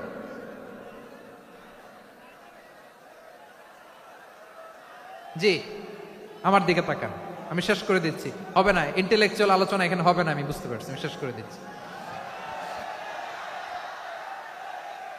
আব্দুল্লাহ ইবনে আব্বাস রাদিয়াল্লাহু তাআলা আনহু, মনোযোগ দিয়ে কয়েকটা মিনিট শুনুন, আমি এখনই শেষ করে দিচ্ছি, এরপর আওয়াজ করবে। এই যে এগুলো কি আমি বুঝলাম না। আমি বললাম না সব করা যাবে, বসে যাও, শুয়ে যাও, চলে যাও, আওয়াজ করা যাবে না। অন্যকে বসো এটাও বলার দরকার নেই, জাস্ট এদিকে তাকাও। আল্লাহ। আব্দুল্লাহ ইবনে আব্বাস রাদিয়াল্লাহু তাআলা আনহু, ওনাকে বিশ্বনবী হাতে কলমে শিক্ষা দিয়েছেন, যেহেতু উম্মতের শিক্ষাবিদ হবেন, এডুকেটর হবেন। তো বিশ্বনবী রাতে যখন তাহাজ্জুদ পড়তেন, ছোট্ট আব্দুল্লাহ ঘরে থাকতো, বুঝতে পেরেছেন? ছোট্ট মানুষ তো ঘরে থাকতো। তো বিশ্বনবী তাহাজ্জুদের জন্য একবার দাঁড়িয়েছেন, ছোট্ট আব্দুল্লাহ ওযু করে দাঁড়াইছে। আচ্ছা বলেন তো, ইমাম আর মুসল্লি মোট যদি 2 জন হয়, একজন ইমাম একজন মুসল্লি, তো মুসল্লি ইমামের কোন দিকে দাঁড়াবে? ডানে দাঁড়াবে। ছোট্ট আব্দুল্লাহ বুঝে নাই, বিশ্বনবী তাহাজ্জুদ শুরু করেছেন, উনি ইক্তেদা করছেন আর দাঁড়াইছেন বায়ে। কোথায় দাঁড়িয়েছেন? আব্দুল্লাহ বলেন, যখন আমি বায়ে দাঁড়ালাম, আখাযা রাসূলুল্লাহ সাল্লাল্লাহু আলাইহি ওয়াসাল্লাম উযুনি আল ইউমনা ইয়াফতিলুহা, বিশ্বনবী নামাজরত অবস্থায় আমার কান ধরে টেনে আমার ডান দিকে এনে দাঁড় করায় দিলেন। পড়েন সুবহানাল্লাহ। দেখেন, হাতে কলমে শিক্ষা। আর জীবনে ভুল হবে? কথা কয় না, আর ভুল হবে? আর ভুল হবে না। এভাবে বিশ্বনবীর অনেক সঙ্গ পেয়েছেন, সফর করেছেন, একই বাহনে বসেছেন, এক বাহনে বসে লম্বা নসিহত করেছেন, বলেছেন, ইয়া গোলাম ইহফাজিল্লাহ ইয়াহফাজকা, ইহফাজিল্লাহ তাজিদহু তুজাহাক, ইদা সাআলতা ফাসআলিল্লাহ ওয়া ইদা ইসতাআনতা ফাসতাইন বিল্লাহ। আল্লাহর বিধান মানো, আল্লাহর বিধান রক্ষা করো, আল্লাহ তোমায় রক্ষা করবে। আব্দুল্লাহ, চাইতে হলে আল্লাহর কাছে চাও, সাহায্য চাইতে হলে আল্লাহর কাছে সাহায্য চাও। মনে রাখো, গোটা বিশ্বের সবাই যদি তোমার সাহায্য করতে চায়, ততটুকুই করতে পারবে যতটুকু আল্লাহ তোমার নসিবে রেখেছে। গোটা বিশ্ব যদি তোমার বিরুদ্ধে ষড়যন্ত্রে দাঁড়িয়ে যায়, ক্ষতি ততটুকু করতে পারবে যতটুকু তোমার জন্য বরাদ্দ আছে, এর বাইরে কিছু করতে পারবে না। আওয়াজ করে বলেন ঠিক কিনা? এভাবে হাতে কলমে শিখিয়েছেন, বিশ্বনবীর সঙ্গ পেয়েছেন। উনাকে বিষ্ণু ইসলাম শিক্ষাবিদ, এডুকেটর অফ দিস উম্মাহ হিসেবে সিলেক্ট করেছেন, হাতে কলমে শিখিয়েছেন। বিশ্বনবী একবার প্রকৃতির ডাকে সাড়া দিয়ে এসেছেন। এখন কি করতে হবে? নামাজের জন্য অজু করতে হবে। বিশ্বনবী এসেই দেখেন অজুর বদনায় পানি ভরা, খুশি হয়ে গেলেন, বললেন, কে রেখেছে পানি? একজন বলল, আব্দুল্লাহ রেখেছে। বিশ্বনবী অত্যন্ত খুশি হলেন, খুশি হয়ে একটা দোয়া করলেন, বললেন, আল্লাহুম্মা ফাক্কিহু ফিদ্দীন ওয়া আল্লিমহু তা'ওয়ীল। আল্লাহ, তুমি আব্দুল্লাহকে দ্বীনের বুঝ দিও আর কোরআনের তাফসীর শিক্ষা দিও। বিশ্বনবীর এই দোয়া এমন লাগছে উনি রঈসুল মুফাসসিরিন, এই পৃথিবীতে যত মুফাসসির ছিল, যত মুফাসসির আসবে, সকল মুফাসসিরের সম্রাট হিসেবে স্বীকৃত হয়েছেন। আব্দুল্লাহ ইবনে আব্বাস, বিশ্বনবী ওনারা আজান শিখান নাই, বিশ্বনবী ওনারা ল্যাঙ্গুয়েজ শিখান নাই, বিশ্বনবী ওনারা অ্যাম্বাসাডার বানান নাই, হাতে কলমে শিক্ষা দিয়েছেন। ছোট্ট মানুষ বিশ্বনবী ইন্তেকাল করলেন, আবু বকরের সময় গেল, ওমরে ফারুকের খেলাফত, তখনও তিনি তরুণ। ওমরে ফারুক রাদিয়াল্লাহু তাআলা আনহু ওনার ক্যাবিনেট মিনিস্ট্রির বৈঠকে এই আব্দুল্লাহ ইবনে আব্বাসকে পাশ দিয়ে বসায় রাখতেন। বয়স্ক সাহাবারা এটা পছন্দ করতো না, তারা বলতো ঘটনা কি, আব্দুল্লাহর মতো ছেলে নাতি আমাদের আছে, এরা কেন রাখে ওমরে ফারুক? ওমরে ফারুক এটা টের পেলেন, তিনি বুঝতে পারলেন যে ক্যাবিনেট মেম্বাররা এটা পছন্দ করে না, ছোট্ট আব্দুল্লাহরা কেন রাখি, কেন যে রাখি এটা একদিন বুঝাবো। একদিন মিটিং এ তিনি সবাইকে বললেন, ইদা জাআ নাসরুল্লাহি ওয়াল ফাতহ। এই আয়াত দ্বারা উদ্দেশ্য কি বলেন তো মুরব্বী সাহাবীরা? এক সাহাবী বলেন, এই সূরা দ্বারা উদ্দেশ্য, আল্লাহ বলেছেন আমাদেরকে বিভিন্ন ল্যান্ড, বিভিন্ন এলাকা বিজয় করতে হবে। ওমরে ফারুক বললেন না, হয়নি। আরেকজন বললেন, বিজয় হওয়ার পর আমাদের বেশি বেশি আল্লাহর বরত্বের ঘোষণা দিতে হবে, এটা উদ্দেশ্য। ওমরে ফারুক বললেন না, হয় নাই। যারে জিজ্ঞেস করেন কেউ পারে না। সব শেষে বিশ্বনবী ছোট্ট আব্দুল্লাহরে বলেন, আব্দুল্লাহ, ইদা জাআ নাসরুল্লাহি ওয়াল ফাতহ এর দ্বারা উদ্দেশ্য কি বলো তো? ছোট্ট আব্দুল্লাহ বলেন, হুয়া আজালু রাসূলিল্লাহ। এই আয়াত দ্বারা বিশ্বনবীর বিদায়কে উদ্দেশ্য নেওয়া হয়েছে। ওমরে ফারুক বললেন, হাযা হুয়া, এটাই তো সঠিক উত্তর, এটাই সঠিক তাফসীর এই আয়াতের। কারণ ইদা জাআ নাসরুল্লাহি ওয়াল ফাতহ, যখন আল্লাহর সাহায্য আর বিজয় আসবে, ওয়া রাআইতান নাসা ইয়াদখুলুনা ফি দীনিল্লাহি আফওয়াজা, আপনি দেখবেন দলে দলে, ঢলে ঢলে, বানের পানির মতো মানুষ ইসলামের দিকে ঢুকতেছে, ইসলামের বিজয় হয়েছে। তো ইসলামের বিজয়ের মিশন নিয়ে নবী আসছে, বিজয়ী যখন হয়ে গেছে এখন তো নবীর বিদায় হবে। জোরে বলেন ঠিক কিনা? কোন সাহাবী এই সূক্ষ্ম কথাটা ধরতে পারে নাই, ওই আব্দুল্লাহ ছাড়া। আব্দুল্লাহ যখন উত্তর দিছে, সব সাহাবীদের টনক নড়েছে। এরপর থেকে কোন ক্যাবিনেট মিটিং এ আর কোন সাহাবারা কোনো প্রশ্ন করে নাই, আওয়াজ করে পড়েন সুবহানাল্লাহ। বিশ্বনবী আব্দুল্লাহ ইবনে আব্বাসকে দ্য এডুকেটর অফ দ্য উম্মাহ, উম্মার শিক্ষাবিদ হিসেবে গ্রহণ করেছেন। আওয়াজ করে পড়তে হবে আল্লাহু আকবার। সাহাবীদের নামগুলো মনে থাকবে? এক নম্বরে আবু মাহজুরা, মুয়াজ্জিন বানাইছেন। যায়েদ ইবনে সাবিত, দোভাষী, ট্রান্সলেটর অফ প্রফেট, এবং তিনি ছিলেন বিশ্বনবীর ব্যক্তিগত সচিব। Musab ibn Umair, the first ambassador and diplomat of Islam. Abdullah ibn Abbas, এই উম্মার সবচেয়ে বড় এডুকেটর, শিক্ষাবিদ। আরেকজন ছিল আব্দুল্লাহ ইবনে মাসউদ রাদিয়াল্লাহু তাআলা আনহু। দুই আব্দুল্লাহ, আব্বাস গেল, আরেকজন হচ্ছে মাসউদ। মক্কার তরুণ, ছাগল পালতো মুশরিকের। বিশ্বনবী আর আবু বকর রাদিয়াল্লাহু তাআলা আনহু একবার গেলেন, যে দেখে এই তরুণ দাঁড়ায় আছে। বিশ্বনবী বলেন, আমি খুব ক্ষুধার্ত, তোমার কাছে কি দুধ আছে ছাগলের?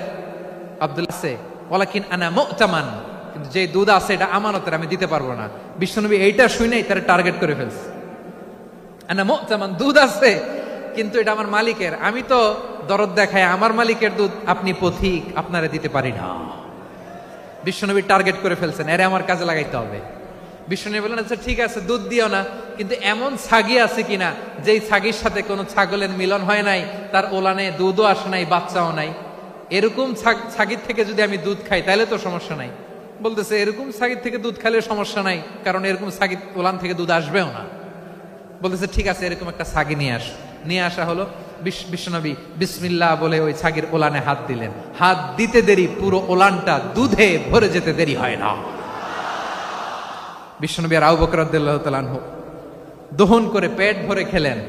এই দৃশ্য আব্দুল্লাহ ইবনে মাসউদের হৃদয়ে দাগ কাটলো। এই মুজিজা দেখে তিনি বললেন, আশহাদু আল্লা ইলাহা ইল্লাল্লাহ ওয়া আশহাদু আন্না মুহাম্মাদুর রাসূলুল্লাহ। তিনি ষষ্ঠ মুসলিম ছিলেন, 6 নম্বর মুসলমান। ওনাকে টার্গেট করে বিশ্বনবী দেখলেন এমন ইন্টেলেকচুয়াল ব্রেন, উনি সূক্ষ্ম সূক্ষ্ম জিনিস বুঝে বেশি, ফিকহি জ্ঞান ওনার মধ্যে বেশি। বিশ্বনবী ওনাকে কোরআনের জ্ঞান শিক্ষা দিতে লাগলেন। উনি বিশ্বনবী সবার কাছে কোরআন শোনায়, কিন্তু বিশ্বনবী নিজে আব্দুল্লাহ ইবনে মাসউদের কাছ থেকে কোরআন শুনতো। বিশ্বনবী একবার বললেন, ইকরা আলাইয়া ইয়া মাসউদ। ইবনে মাসউদ, একবার শোনাও তো কোরআন দেখি। আব্দুল্লাহ ইবনে মাসউদ বলে, আকরাউ আলাইকা ওয়া আলাইকা উনজিল। নবী, আপনার উপর কোরআন নাজিল হয় আর আমি আপনার সামনে কোরআন পড়ব। বিশ্বনবী বললেন, ইন্নী উহিব্বু আন আসমাআহু মিন গায়রি। আমি নিজে পড়তে যেমনি ভালোবাসি, অন্যে পড়ুক আমি শুনবো, এটাও আমি ভালোবাসি। সূরা নিসা তিনি তেলাওয়াত করে শুনিয়েছেন। এমন সূক্ষ্ম সূক্ষ্ম বিষয় বিশ্বনবী উনাকে ধরিয়ে দিয়েছেন, উনি হয়ে গিয়েছেন আব্দুল্লাহ ইবনে আব্বাস হয়েছেন রাইসুল মুফাসসিরিন, উনি হয়ে গিয়েছেন ফাকিহুল উম্মাহ। উনার চাইতে বড় ফকি এই পৃথিবী আর দেখবে না। চিল্লায় বলেন সুবহানাল্লাহ। উনি বলতেন ওয়াল্লাহি ওয়াল্লাহি ইল্লাযী লা ইলাহা গায়রু মা উনজিলাত সূরাতুন ইল্লা ওয়া আনা আ'লামু আইনা উনজিলাত ওয়া ফীমা উনজিলাত। বিশ্বনবী এমন ভাবে কোরআনের দার্স আমাকে দিয়েছেন, কোরআনে যত সূরা নাজিল হয়েছে, যেখানে নাজিল হোক না কেন আমি জানি এটা কোথায় নাজিল হয়েছে এবং কোন প্রেক্ষাপটে নাজিল হয়েছে। এমন একটা সূরা নাই যে সূরার কোথায় নাজিল হয়েছে আমি মাসুদের জানা নাই, কোন প্রেক্ষাপটে নাজিল হয়েছে আমার জানা নাই। এরকম ঘটবে না। চিল্লায় বলেন আল্লাহু আকবার। এই আব্দুল্লাহ ইবনে মাসউদ রাদিয়াল্লাহু তাআলা আনহু ওমর ফারুকের সময় কুফার চিফ জাস্টিস ছিলেন। কুফা নগরীর চিফ জাস্টিস। চিফ জাস্টিস বুঝেন নাই? বিচারপতি। কি ছিলেন? সবাই বলে নাই কি ছিলেন? বিচারপতি ছিলেন। এবং ওনার যে ফিকহি জ্ঞানের ধারা, এটাই আলকামা, ইব্রাহিম আন-নাখাই, হাম্মাদ ইবনে সুলাইমান হয়ে ইমাম আবু হানিফা পর্যন্ত পৌঁছেছে। এবং ওনার ফিকহি জ্ঞানের ধারাই হানাফি মাযহাবে অ্যাকসেপ্ট হয়েছে। আজও এগুলো হানাফি মাযহাবে চর্চিত হয়। হানাফি মাযহাবের সব ফিক আব্দুল্লাহ ইবনে মাসউদের ফিকহি জ্ঞানের ধারা থেকে নেওয়া হয়েছে। চিল্লায় পড়েন সুবহানাল্লাহ। তাহলে উনাকে বিশ্বনবী বানিয়েছেন জুরিস্ট, আইনবিদ, ফকিহ। উনারে আজান শিখান নাই। হিউম্যান রিসোর্স ডেভেলপমেন্ট কিভাবে করবেন, মানব সম্পদের উন্নয়ন কিভাবে করতে হয়, কিভাবে যার যেখানে প্রতিভা কাজে লাগাতে হয় উনি দেখিয়েছেন। সুবহানাল্লাহ পড়বেন না? খালিদ বিন ওয়ালিদ নাম শুনছেন? কে কে শোনেন নাই হাত তোলেন। কি ছিলেন? বীর যোদ্ধা ছিলেন খালিদ বিন ওয়ালিদ। কিন্তু তিনি ইসলাম ধর্ম গ্রহণ করেছেন অনেক দেরিতে, 8ম হিজরিতে। তার মানে 8ম হিজরির আগে উনি মুশরিকদের পক্ষে লড়াই করেছেন। ওনার হাতে কত মুসলিম সাহাবী যে নিহত হয়েছে হিসাব নাই। বিশ্বনবী টার্গেট করে রাখছে, তুমি আমাদের মুসলিমদের এত ক্ষতি করলা, তুমি যখন মুসলমান হবা তোমারে দিয়ে আমি এমন কাম করামু যে এটা আর কেউ করতে পারবে না। সুবহানাল্লাহ নাই? যশোর ক্লান্ত হয়ে গেছে।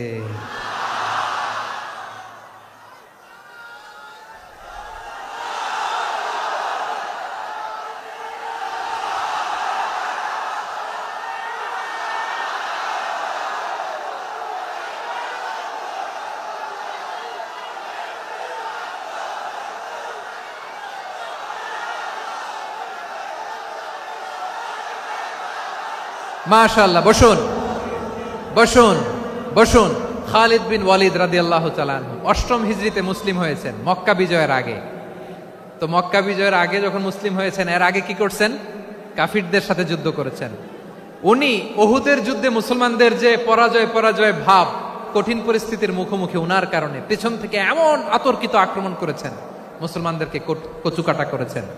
8ম হিজরিতে আল্লাহ তাআলা হেদায়েতের নূর দিয়ে ওনার হৃদয়টাকে উজালা করে দিলেন। লা ইলাহা এটা এমন বাণী যার হৃদয়ে একবার টাচ খাবে, এইটা থেকে সে আর পালিয়ে বেড়াতে পারে।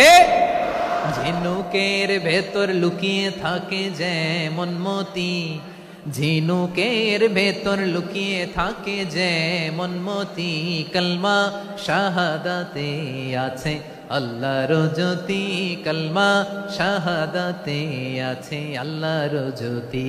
ঠিক কিনা বলেন? মক্কা বিজয়ের আগে মুসলিম হলেন, হওয়ার পরেই বিশ্বনবীর টার্গেট ফুলফিল হলো। ওই যে টার্গেট করে রেখেছেন আর দোয়া করেছেন, খালিদ বিন ওয়ালিদ যদি মুসলিম হয় তাকে আমি মিলিটারি চিফ বানাবো। ওনাকে আজান শিখান নাই, ওনার কান ধইরা নামাজের এই মাথা থেকে ওই মাথা আনান নাই, ফিকহি কোরআনের সূক্ষ্ম তাফসীর ওনারে শিখান নাই, অ্যাম্বাসেডর বানান নাই। বিষ্ণু ইসলাম উনাকে সামরিক অভিযানে প্রেরণ করেছেন। সামরিক অভিযানে তিনি প্রেরণ করেছেন। উনার জীবদ্দশায় উনার নেতৃত্বে যতগুলো যুদ্ধ হয়েছে, একটা যুদ্ধেও তিনি পরাজয় বরণ করেন নাই। ওমরে ফারুকের সময়কালে তিনি চিফ অফ মুসলিম মিলিটারি, মানে মুসলিম সেনাপতি হয়েছেন। যশোর আওয়াজ করো, ঠিক কিনা বলো? সেনাপতি, মুসলিম সেনাপতি। তাহলে কিভাবে হিউম্যান রিসোর্স ব্যবহার করতে হয় গোটা বিশ্ব আমার নবীর কাছ থেকে শিখে নাও। খালিদ বিন ওয়ালিদ, ওনাকে বিশ্বনবী একটা উপাধি দিয়েছেন, উপাধিটা হচ্ছে সাইফুল্লাহিল মাসলুল, আল্লাহর নাঙ্গা তরবারি, আল্লাহর খোলা তরবারি, দ্য ওপেন সোর্ড অফ আল্লাহ। খালিদ বিন ওয়ালিদ মুসলিম সেনাপতি। হাসান বিন সাবেত নাম শুনছেন? দেখি উনি কি ছিল বলেন। রাসূলের সভা কবি, কালচারাল হিজিমনিকে ডিফিট করার জন্য। উনি ভালো অস্ত্র চালানো জানতেন না, ওই কাজে উনি যেতেন না। ওনার ছিল কাব্য প্রতিভা। কাব্য প্রতিভা, কাফিররা কবিতা দিয়ে নবীকে গালি দিত। বিশ্বনবী বলতেন, ইয়া হাসান আজিব আন রাসূলিল্লাহ, তুমি নবীর হয়ে কাফেরদের এই কথাগুলোর জবাব দাও। বিশ্বনবীর একটা মিম্বার ছিল, বিশ্বনবীর মিম্বারের পাশাপাশি মসজিদে নববীতে এই হাসান বিন সাবেতের জন্য বিশ্বনবী একটা স্পেশাল মিম্বার বানিয়ে দিয়েছেন। এখান থেকে তুমি জবাব দাও। এবং বিশ্বনবী বলেছেন, আল্লাহুম্মা আইয়িদহু বিরূহিল কুদুস। আল্লাহ, হাসান আমার পক্ষে জবাব দেয়, তুমি জিব্রাইল মারফত তাকে সাহায্য পাঠাইয়া দিও। রাসূল সাল্লাল্লাহু আলাইহি ওয়াসাল্লামের সভা কবি, the poet of the prophet, নবীর কবি। উনি কবিতা দিয়ে, এমন উচ্চাঙ্গের ভাষায় কবিতা দিয়ে তিনি জবাব দিতেন, কাফিরদের গা শিহরে যেত, তাদের হৃদয়ে আগুন ধরে যেত। তাহলে এরকম কবিরও দরকার আছে না নাই? এখন যাকে আল্লাহ দিছে কাব্য প্রতিভা, এরা যদি আপনি যুদ্ধের ময়দানে পাঠান হবে? যারে দিছে সুরেলা গলা, এরা যদি অ্যাম্বাসেডর বানান হবে না। হাসান বিন সাবেত ছিলেন বিশ্বনবী সাল্লাল্লাহু আলাইহি ওয়াসাল্লামের কবি। হুযায়ফা ইবনুল ইয়ামান বিশ্বনবীর গোয়েন্দা বিভাগের প্রধান। কিসের প্রধান? হুযায়ফা ইবনুল ইয়ামান। ওনার ছিল ডিটেকটিভ মাইন্ড, ডিটেকটিভ মাইন্ড, গোয়েন্দা বিভাগের প্রধান। এবং উনি হচ্ছেন সাহিবু সিররি রাসূলিল্লাহ, রাসূল সাল্লাল্লাহু আলাইহি ওয়াসাল্লামের গোপন তথ্যের ধারক বাহক। নবীর যেই কথা কেউ জানে না, সব হুযায়ফার পেটের ভিতরে ছিল। সুবহানাল্লাহ পড়েন। মদিনার যত ইহুদি, ইহুদিদের একটা লিস্ট ছিল, এই লিস্ট শুধু দুইজন জানতো, বিশ্বনবী আর হুযায়ফা। সুবহানাল্লাহ পড়বেন না? তাহলে উনাকে কোন দায়িত্ব দিছে? কোন বিভাগ? যশোর, আওয়াজ করো, কোন বিভাগ? গোয়েন্দা বিভাগের হেড ছিল। খন্দকের যুদ্ধে প্রচন্ড আজকের মতো শৈত্য প্রবাহ, মাটি খনন করতে করতে সাহাবীদের পেটে ক্ষুধা নাই, দাঁড়াইতে পারে না নামাজের জন্য, এত ক্লান্ত, ক্ষুধা, ক্লান্ত, শ্রান্ত। বিশ্বনবী বললেন, কে আছো এই কঠিন শীত, এই ভয় আর ক্ষুধার মধ্যেও খন্দকের পরীক্ষার টপকে শত্রু শিবিরে যে আমাকে তথ্য দিবা, কে আছো? কারো গায়ে শক্তিই নাই যে দাঁড়াবে, কেউ দাঁড়ায় না। বিশ্বনবী তখন নিজে হুযায়ফাকে ডাক দিলেন, হুযায়ফা, যে আমাকে আজকে শত্রু শিবিরের তথ্য এনে দিবে, সে জান্নাতে আমার মোরাফাকা, আমার সঙ্গী হবে। হুযায়ফা রাদিয়াল্লাহু ইবনুল ইয়ামান জীবনের ঝুঁকি নিয়ে এই ক্ষুধা, শৈত্য প্রবাহ, কোল্ড ওয়েভসকে উপেক্ষা করে পরীক্ষা টপকে শত্রু শিবিরে যে সবার কথাগুলো চুপে চুপে শুনে বিশ্বনবীর দরবারে এসে গোয়েন্দাদের মতো তথ্য সরবরাহ করেছে। বিশ্বনবীর গোয়েন্দা বিভাগের প্রধান হুযায়ফা ইবনুল ইয়ামান ইন্টেলিজেন্স বিভাগ চালাতেন। মুনাফিকদের নাম ওনার কাছে ছিল। মুআয ইবনে জাবাল মদিনা রাষ্ট্রের সবচেয়ে সিনিয়র আমলা ছিলেন। আমলাতন্ত্র চিনেন তো? প্রশাসনিক কাজ যারা চালায়, অ্যাডমিনিস্ট্রেশন বোঝেন না? The department of administration. মদিনার রাষ্ট্রের সিনিয়র আমলা মুআয ইবনে জাবাল মুতাখাসসিসুন ফিল হালাল ওয়াল হারাম, হালাল হারামের স্পেশালিস্ট ছিলেন। বিশ্বনবী উনাকে ইয়ামানের গভর্নর করে পাঠাইছেন। বলেছেন, ইন্নাকা তা'তি কওমান আহলা কিতাব, এমন গোষ্ঠীর কাছে যাবা যারা ইহুদি নাসারা, আগে শাহাদা পড়লে এরপরে নামাজের দাওয়াত দিও, নামাজ পড়লে যাকাতের দাওয়াত দিও। গভর্নরের অ্যাটিটিউড যেমন থাকে তেমন অ্যাটিটিউড ধরে রেখো। সুবহানাল্লাহ পড়েন। তাহলে মুআয ইবনে জাবালকে দিয়ে বিশ্বনবী কবিতা লেখায় নাই, চিঠি লেখায় নাই, আজান দেওয়ায় নাই। সুবহানাল্লাহ পড়বেন না? সব শেষ সাহাবী বলি আবু হুরায়রা রাদিয়াল্লাহু তাআলা আনহু, নাম শুনছেন? বিড়ালের বাবা। কি করতেন? খালি হাদিস মুখস্থ করতেন। উনি বলতেন, আলজামু রাসূলুল্লাহ আলা মিল ইবাতনি, আমার শুধু পেটের ক্ষুধার বন্দোবস্ত হইলে আমি নবীর সঙ্গ ছাড়তাম না। আমার আনসার সাহাবারা ক্ষেত খামারের কাজ করতো, আমার মুহাজির সাহাবারা ব্যবসা করতো, আর আমি নবীর সাথে সাথে থাকতাম। শুধু সকাল বিকাল দুই বেলা যদি আমার খাবারের বন্দোবস্ত হয়, আমি আর নবীর লক ছাড়ি না। সুবহানাল্লাহ কইবেন না? 5374টা হাদিস তিনি বর্ণনা করেছেন। সবচেয়ে বেশি হাদিস বর্ণনাকারী সাহাবী। হাদিস প্রিজার্ভেশনের কাজে বিশ্বনবী ওনাকে কাজে লাগিয়েছেন। উনি একদিন বলেন, ইয়া রাসূলুল্লাহ আসমাউ মিনকা কাসীরান ফালা আহফাজু, নবী অনেক কথা শুনি আমার মনে থাকে না। বিষ্ণু বললেন, তাই? উবসুত রিদাক, তোমার চাদরটা বিছাও। আবু হুরায়রা বিছালেন, বিশ্বনবী হাত বুলায় দিলেন, এরপরে অনেক হাদিস বর্ণনা করলেন। আবু হুরায়রা বলে, তারপর থেকে বিশ্বনবী যাই বর্ণনা করে আমি শুনি আর একটাও বলি না। এখন সুবহানাল্লাহ। বিশ্বনবী ওনাকে হাদিস প্রিজার্ভেশন, নবীর এই যে লক্ষ্য হাদিস প্রিজার্ভেশনের এই দায়িত্ব দিয়েছেন সাইয়েদনা আবু হুরায়রা রাদিয়াল্লাহু তাআলা আনহুকে। প্রিয় ভাইরা, তাহলে 10 জন সাহাবীর কথা যে বললাম, আপনারা কি খেয়াল করেছেন কত বড় ট্যালেন্ট হান্টার, চৌকস ট্যালেন্ট হান্টার ছিল আমার নবী। এক একজনের এক এক ট্যালেন্ট এক এক কাজে অ্যাসাইন করেছেন, এক একজনকে এক এক দায়িত্ব দিয়েছেন, এক একজনের প্রতিভাকে এক একভাবে বিকশিত হওয়ার সুযোগ দিয়েছেন। আওয়াজ করে বলেন ঠিক কি না? এখন আমার পর্দার আড়ালে আমার মায়েরা বলবে, এতগুলো পুরুষ সাহাবীর কথা বললো, নারী সাহাবীরা কি কিছু করে নাই? হ্যাঁ, একজন নারী সাহাবীর কথা বলে মোনাজাত হবে, দোয়া ছাড়া কেউ যাব না। রুফাইদা আল আসলামিয়া রাদিয়াল্লাহু তাআলা আনহা, ওনার বাবার নাম সাআদ আল আসলামি। বিশ্বনবী কি খেয়াল করলেন দেখেন, সাআদ ছিল মদিনার বড় ডাক্তার। এই নারী সাহাবী রুফাইদা বাবার কাছ থেকে চিকিৎসা বিদ্যা শিখেছেন। যখন শিখছে, বিশ্বনবী দেখলেন আমার তো প্রতি সপ্তাহে সপ্তাহে যুদ্ধে আহত সাহাবীদের সেবা দিবে কে? বিশ্বনবী রুফাইদাকে বললেন, রুফাইদা তুমি মসজিদে নববীর পাশে একটা মেডিকেল ক্যাম্প করো। এই যে সাকিনা আদ্দিন মেডিকেলের আমার ছাত্রী বন্ধুরা, শুনে রাখো, তোমাদের আইকন হচ্ছে এই রুফাইদা আল আসলামিয়া। বিশ্বনবীর ডিরেকশন অনুযায়ী তিনি মসজিদে নববীর পাশে একটা মেডিকেল ক্যাম্প করলেন এবং আহত সাহাবাদের চিকিৎসা উনি ওনার টিম নিয়ে দিতেন। বিশ্বনবীর পরামর্শে উনি আনসারি এবং মুহাজির মহিলা সাহাবীদেরকে নিয়ে একটা স্পেশাল মেডিকেল টিম গঠন করলেন। খায়বার যুদ্ধে 7ম হিজরিতে যখন বিশ্বনবী যায়, উনি ওনার টিম নিয়ে আসলেন, বললেন, ইয়া রাসূলুল্লাহ, আমরা তো তলোয়ার চালাতে পারি না, আমরা তো তীর মারতে পারি না, আপনি যদি অনুমতি দেন খায়বার অভিযানে আমি আমার টিম নিয়ে মেডিকেল টিমের সেবাটা সার্ভিসটা দিতে চাই। পড়েন সুবহানাল্লাহ। বিশ্বনবী অনুমতি দিলেন, যোদ্ধা সাহাবীদের সাথে রুফাইদা আল আসলামিয়া উনিও মেডিকেল টিম নিয়ে অগ্রসর হলেন।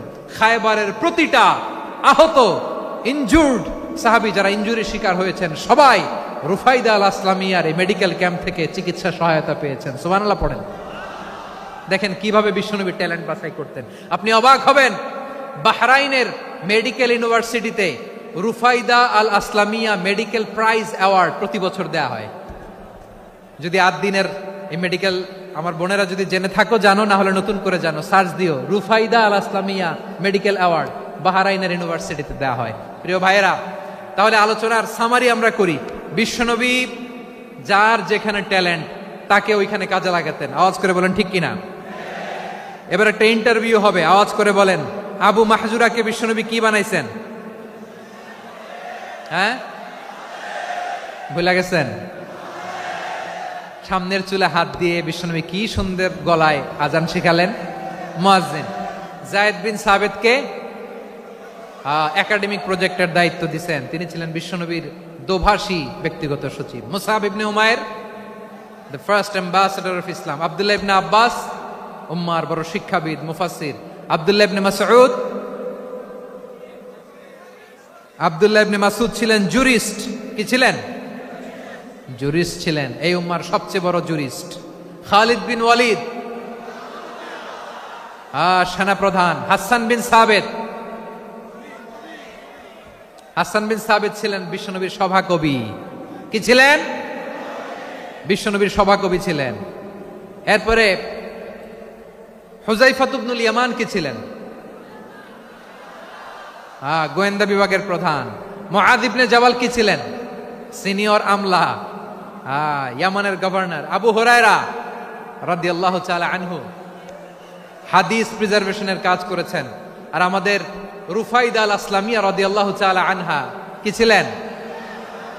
নার্স ছিলেন। নার্স হয়ে মেডিকেল সেবা দিয়েছেন। প্রিয় ভাইয়েরা, পুরো আলোচনার যদি সামারি করি, তাহলে বিশ্বনবী যেভাবে হিউম্যান রিসোর্সকে ম্যানেজ করেছেন, যার যেখানে প্রতিভা কাজে লাগিয়েছেন, আমরাও যদি করি, আমাদের বাংলাদেশের চিত্র আমরা পাল্টে দিতে পারবো। আমরা শুরুতে শুনেছি মানুষের আছে অসীম সম্ভাবনা, প্রতিটা মানুষ অনন্য, যত্ন নিলে যথাযথ পরিচর্যা করলে মানুষ বিশ্ব জয় করতে পারে, ঠিক কিনা? আমাদের হাফেজে কোরআনের সামনে দাঁড়াতে পারে এমন কোন হাফেজে কোরআন আল্লাহর জমিনে জন্ম হয় নাই। গোটা বিশ্ব কাঁপিয়ে তারা সেরা, আমাদের ক্রিকেটাররা সেরা, আমাদের তৈরি পোশাক শিল্প সেরা। এরকম অনেক অনেক সেরা জিনিস আছে, আমরা এগুলোরে নার্চারিং করতে পারি নাই, পরিচর্যা করতে পারি নাই, সঠিক তারবিয়াতের অভাব। তাহলে মানুষের অসীম সম্ভাবনাকে কাজে লাগাতে হবে, ঠিক কিনা বলেন? ইউনুস গভর্নমেন্টকে আমি বলবো, অল্প সময়ের জন্য আপনারা এসেছেন, সংস্কারও করতে হবে, আবার নির্বাচনও করতে হবে। সব সংস্কার হতে করতে পারবেন না, যতটুকু পারবেন এর মধ্যে আমাদের যে হিউজ ম্যান পাওয়ার, আমাদের যে মানব সম্পদ, হিউম্যান রিসোর্স, এটাকে ডেভেলপ করে আপনাদের যেতে হবে। যেটা পারবেন না সেটাকে পরবর্তী নির্বাচিত গভর্নমেন্টের কাছে রেখে যেতে হবে, যে তারা যেন করে, তাদের কাছে আপনারা এটা রেখে যাবেন। তাহলে মানুষ চাইলে বিশ্ব জয় করতে পারে। আর মানুষকে হারাতে পারে কেউ? জোরে বলো যশোর, মানুষকে হারাতে পারে কেউ? আল্লাহ আমাদেরকে জনসংখ্যা দিয়েছেন প্রিয় ভাইয়েরা। এই জনসংখ্যা অনেক বড় সম্পদ, এটা আমাদের জন্য অভিশাপ নয়, আশীর্বাদ। আমাদের জনসংখ্যাকে যদি আমরা জনশক্তিতে রূপান্তর করতে পারি, আজকে বাংলাদেশ যে অবস্থানে দাঁড়িয়ে আছে, বাংলাদেশ তার 20 গুণ উন্নতির শিখরে চলে যাবে। চিল্লায় বলো ঠিক কিনা? আমাদের শ্রমিক ভাইয়েরা বাইরে কাজ করে, আমাদের শ্রমজীবী ভাইয়েরা, প্রবাসীরা, তাদের ব্যাপারে গুরুত্ব দিতে হবে। আমাদের শ্রমের দাম সবচেয়ে কম, সবচেয়ে কম। তারা এম্বাসিতে গুরুত্ব পায় না, এয়ারপোর্টে গুরুত্ব পায় না। এই সরকার অবশ্য তাদেরকে অনেক গুরুত্ব দিচ্ছে। আমাদের অদক্ষ শ্রমিককে যখন আমরা দুবাই পাঠাই, অল্প বেতন পায়, কিন্তু ইন্ডিয়ানরা দক্ষ শ্রমিক পাঠাইলে তার 3 গুণ বেতন পায়। আমরা আমাদের শ্রমিকদেরকে অদক্ষ ভাবে আর পাঠাতে চাই না, দক্ষ শ্রমিক পাঠিয়ে আমরা রেমিটেন্সের বন্যা বইয়ে দেব। আমাদের শ্রমিকদের পাঠানো রেমিটেন্সের টাকায় সচল থাকে আমার দেশের অর্থনীতির চাকা। তাদেরকে সবচেয়ে গুরুত্ব দিতে হবে।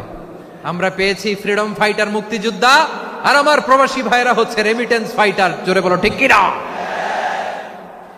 তাহলে আমাদের এই জনশক্তিকে জনসম্পদে ট্রান্সফর্ম করতে হবে, ঠিক কিনা বলেন?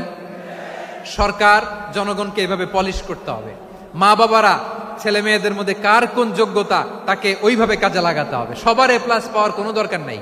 আমাদের দেশে একটা টেন্ডেন্সি আছে, পরীক্ষায় এ প্লাস না পাইলে কই তুই কি করলি, পাশের বাড়ির ছেলে এ প্লাস পাইছে, যা ওর পা ধোয়া পানি খা। কি খা? তা আমি ভাবছি যে পা ধোয়া, এ প্লাস পাওয়া ছেলেদের পা ধোয়া পানির একটা পানির ব্র্যান্ড বানাইতে হবে, এরকম লেখা থাকবে, এ প্লাস পাওয়া ছেলেদের পা ধোয়া পানি। খাওয়া নাই, এগুলার খাওয়া নাই। ওরে আল্লাহ এ প্লাস পাওয়ার জন্য বানাইছে, আর আপনার ছেলেকে এই এ প্লাস গুলারে নিয়ন্ত্রণ করার জন্য আল্লাহ বানাইছে। ওকে দিয়ে আল্লাহ কি করবে আপনি জানেনই না। একটা এ প্লাস, একটা এ গ্রেড একটা মানুষের জীবনকে ঠিক করে দিতে পারে না। আপনার ছেলেকে আল্লাহ অন্যদিকে যোগ্যতা দিয়েছে, ওদের মনোবল ভাঙবেন না, খবরদার, খবরদার। ছেলে মেয়েদের মনোবল ভাঙবেন না। যাকে দিয়ে যেটা হবে তাকে দিয়ে সেটা করতে হবে, তার প্রতিভাকে সেভাবে কাজে লাগাতে হবে। তাহলে বাংলাদেশ, আমাদের এই জনসংখ্যা জনসম্পদে রূপান্তরিত হবে।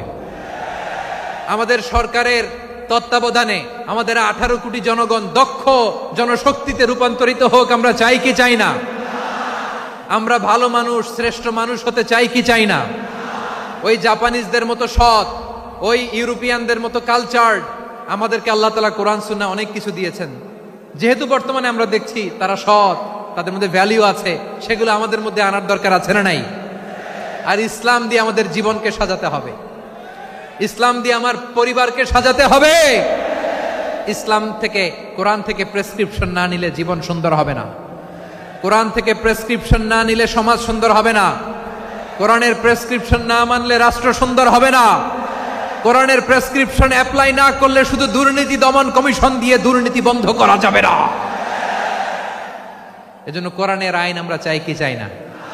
প্রিয় ভাইয়েরা, হিউম্যান রিসোর্স ডেভেলপমেন্ট, মানব সম্পদের উন্নয়ন, আমাদের সরকার যেন এদিকে নজর দেয়।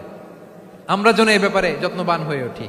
যাকে আল্লাহ যে যোগ্যতা দিয়েছে, এই যোগ্যতা দিয়ে আমরা যেন ইসলামের জন্য, দেশের জন্য কাজ করি। আমরা যেন আমাদের স্কিল ডেভেলপ করি, আমাদের পটেনশিয়ালকে ডেভেলপ করি। মোরালিটি, ভ্যালিউজ নিয়ে শায়েখ আহমদুল্লাহ আলোচনা করেছেন, এগুলো দিয়ে যেন আমরা আমাদেরকে সাজাই। আল্লাহ তাআলা আমাদের দেশকে তুমি নিরাপদ করো, আমরা পড়ি আমিন। আল্লাহ আমার 18 কোটি জনগণকে তুমি জনশক্তিতে রূপান্তরিত করো, আমিন। আল্লাহ আমরা হাতে হাত রেখে কাঁধে কাঁধ মিলিয়ে ভাইয়ে ভাইয়ে যেন এই দেশকে গড়তে পারি, আল্লাহ তুমি তৌফিক দান করো, আমরা পড়ি আমিন। আমার প্রিয় মহিউদ্দিন ভাই বলেছেন, হুজুর এমন একটা ঘোষণাপত্র দিয়ে যাবেন আজকের এই ঐতিহাসিক যশোরের প্রোগ্রামে, যেটা গোটা বাংলাদেশে মানুষ এটার উপর আমল করে। আমি যে কথাটা বলেছি এটাই, আসুন আমরা আমাদের জনসংখ্যাকে জনসম্পদে ট্রান্সফর্ম করি, আমাদের জনসংখ্যাকে আমরা যেন জনশক্তিতে রূপান্তরিত করি, জনসংখ্যাকে ট্রান্সফর্ম করে জনশক্তি দিয়ে আমরা যেন আগামীর বাংলাদেশ, স্বাধীন বাংলাদেশ 2.0 কে গড়ে তুলি। আল্লাহ তাআলা আমাদের সবাইকে কথাগুলো বোঝার আমল করার তৌফিক দান করুন। এই জেনজি ক্ষমা করে দিও আমাকে, অনেক ধমক দিছি, বকা দিছি। আল্লাহ তোমাদেরকে করুক, কবুল করুক, যশোরবাসীকে কবুল করুক, আদ দিনকে কবুল করুক, এই মেডিকেল কলেজকে কবুল করুক, ইসলামের জন্য বাদ ভাঙা এই জোয়ার এবং উচ্ছ্বাসকে আল্লাহ তাআলা কবুল করুক। হাযা মা ইনদি ওয়াল ইলমু ইনদাল্লাহ আলাইহি তাওয়াক্কালতু ওয়া ইলাইহি উনীব। সুবহানাকাল্লাহুম্মা ওয়া বিহামদিকা আশহাদু আল্লা ইলাহা ইল্লা আনতা আস্তাগফিরুকা ওয়া আতুবু ইলাইক। আল্লাহুম্মা আমিন।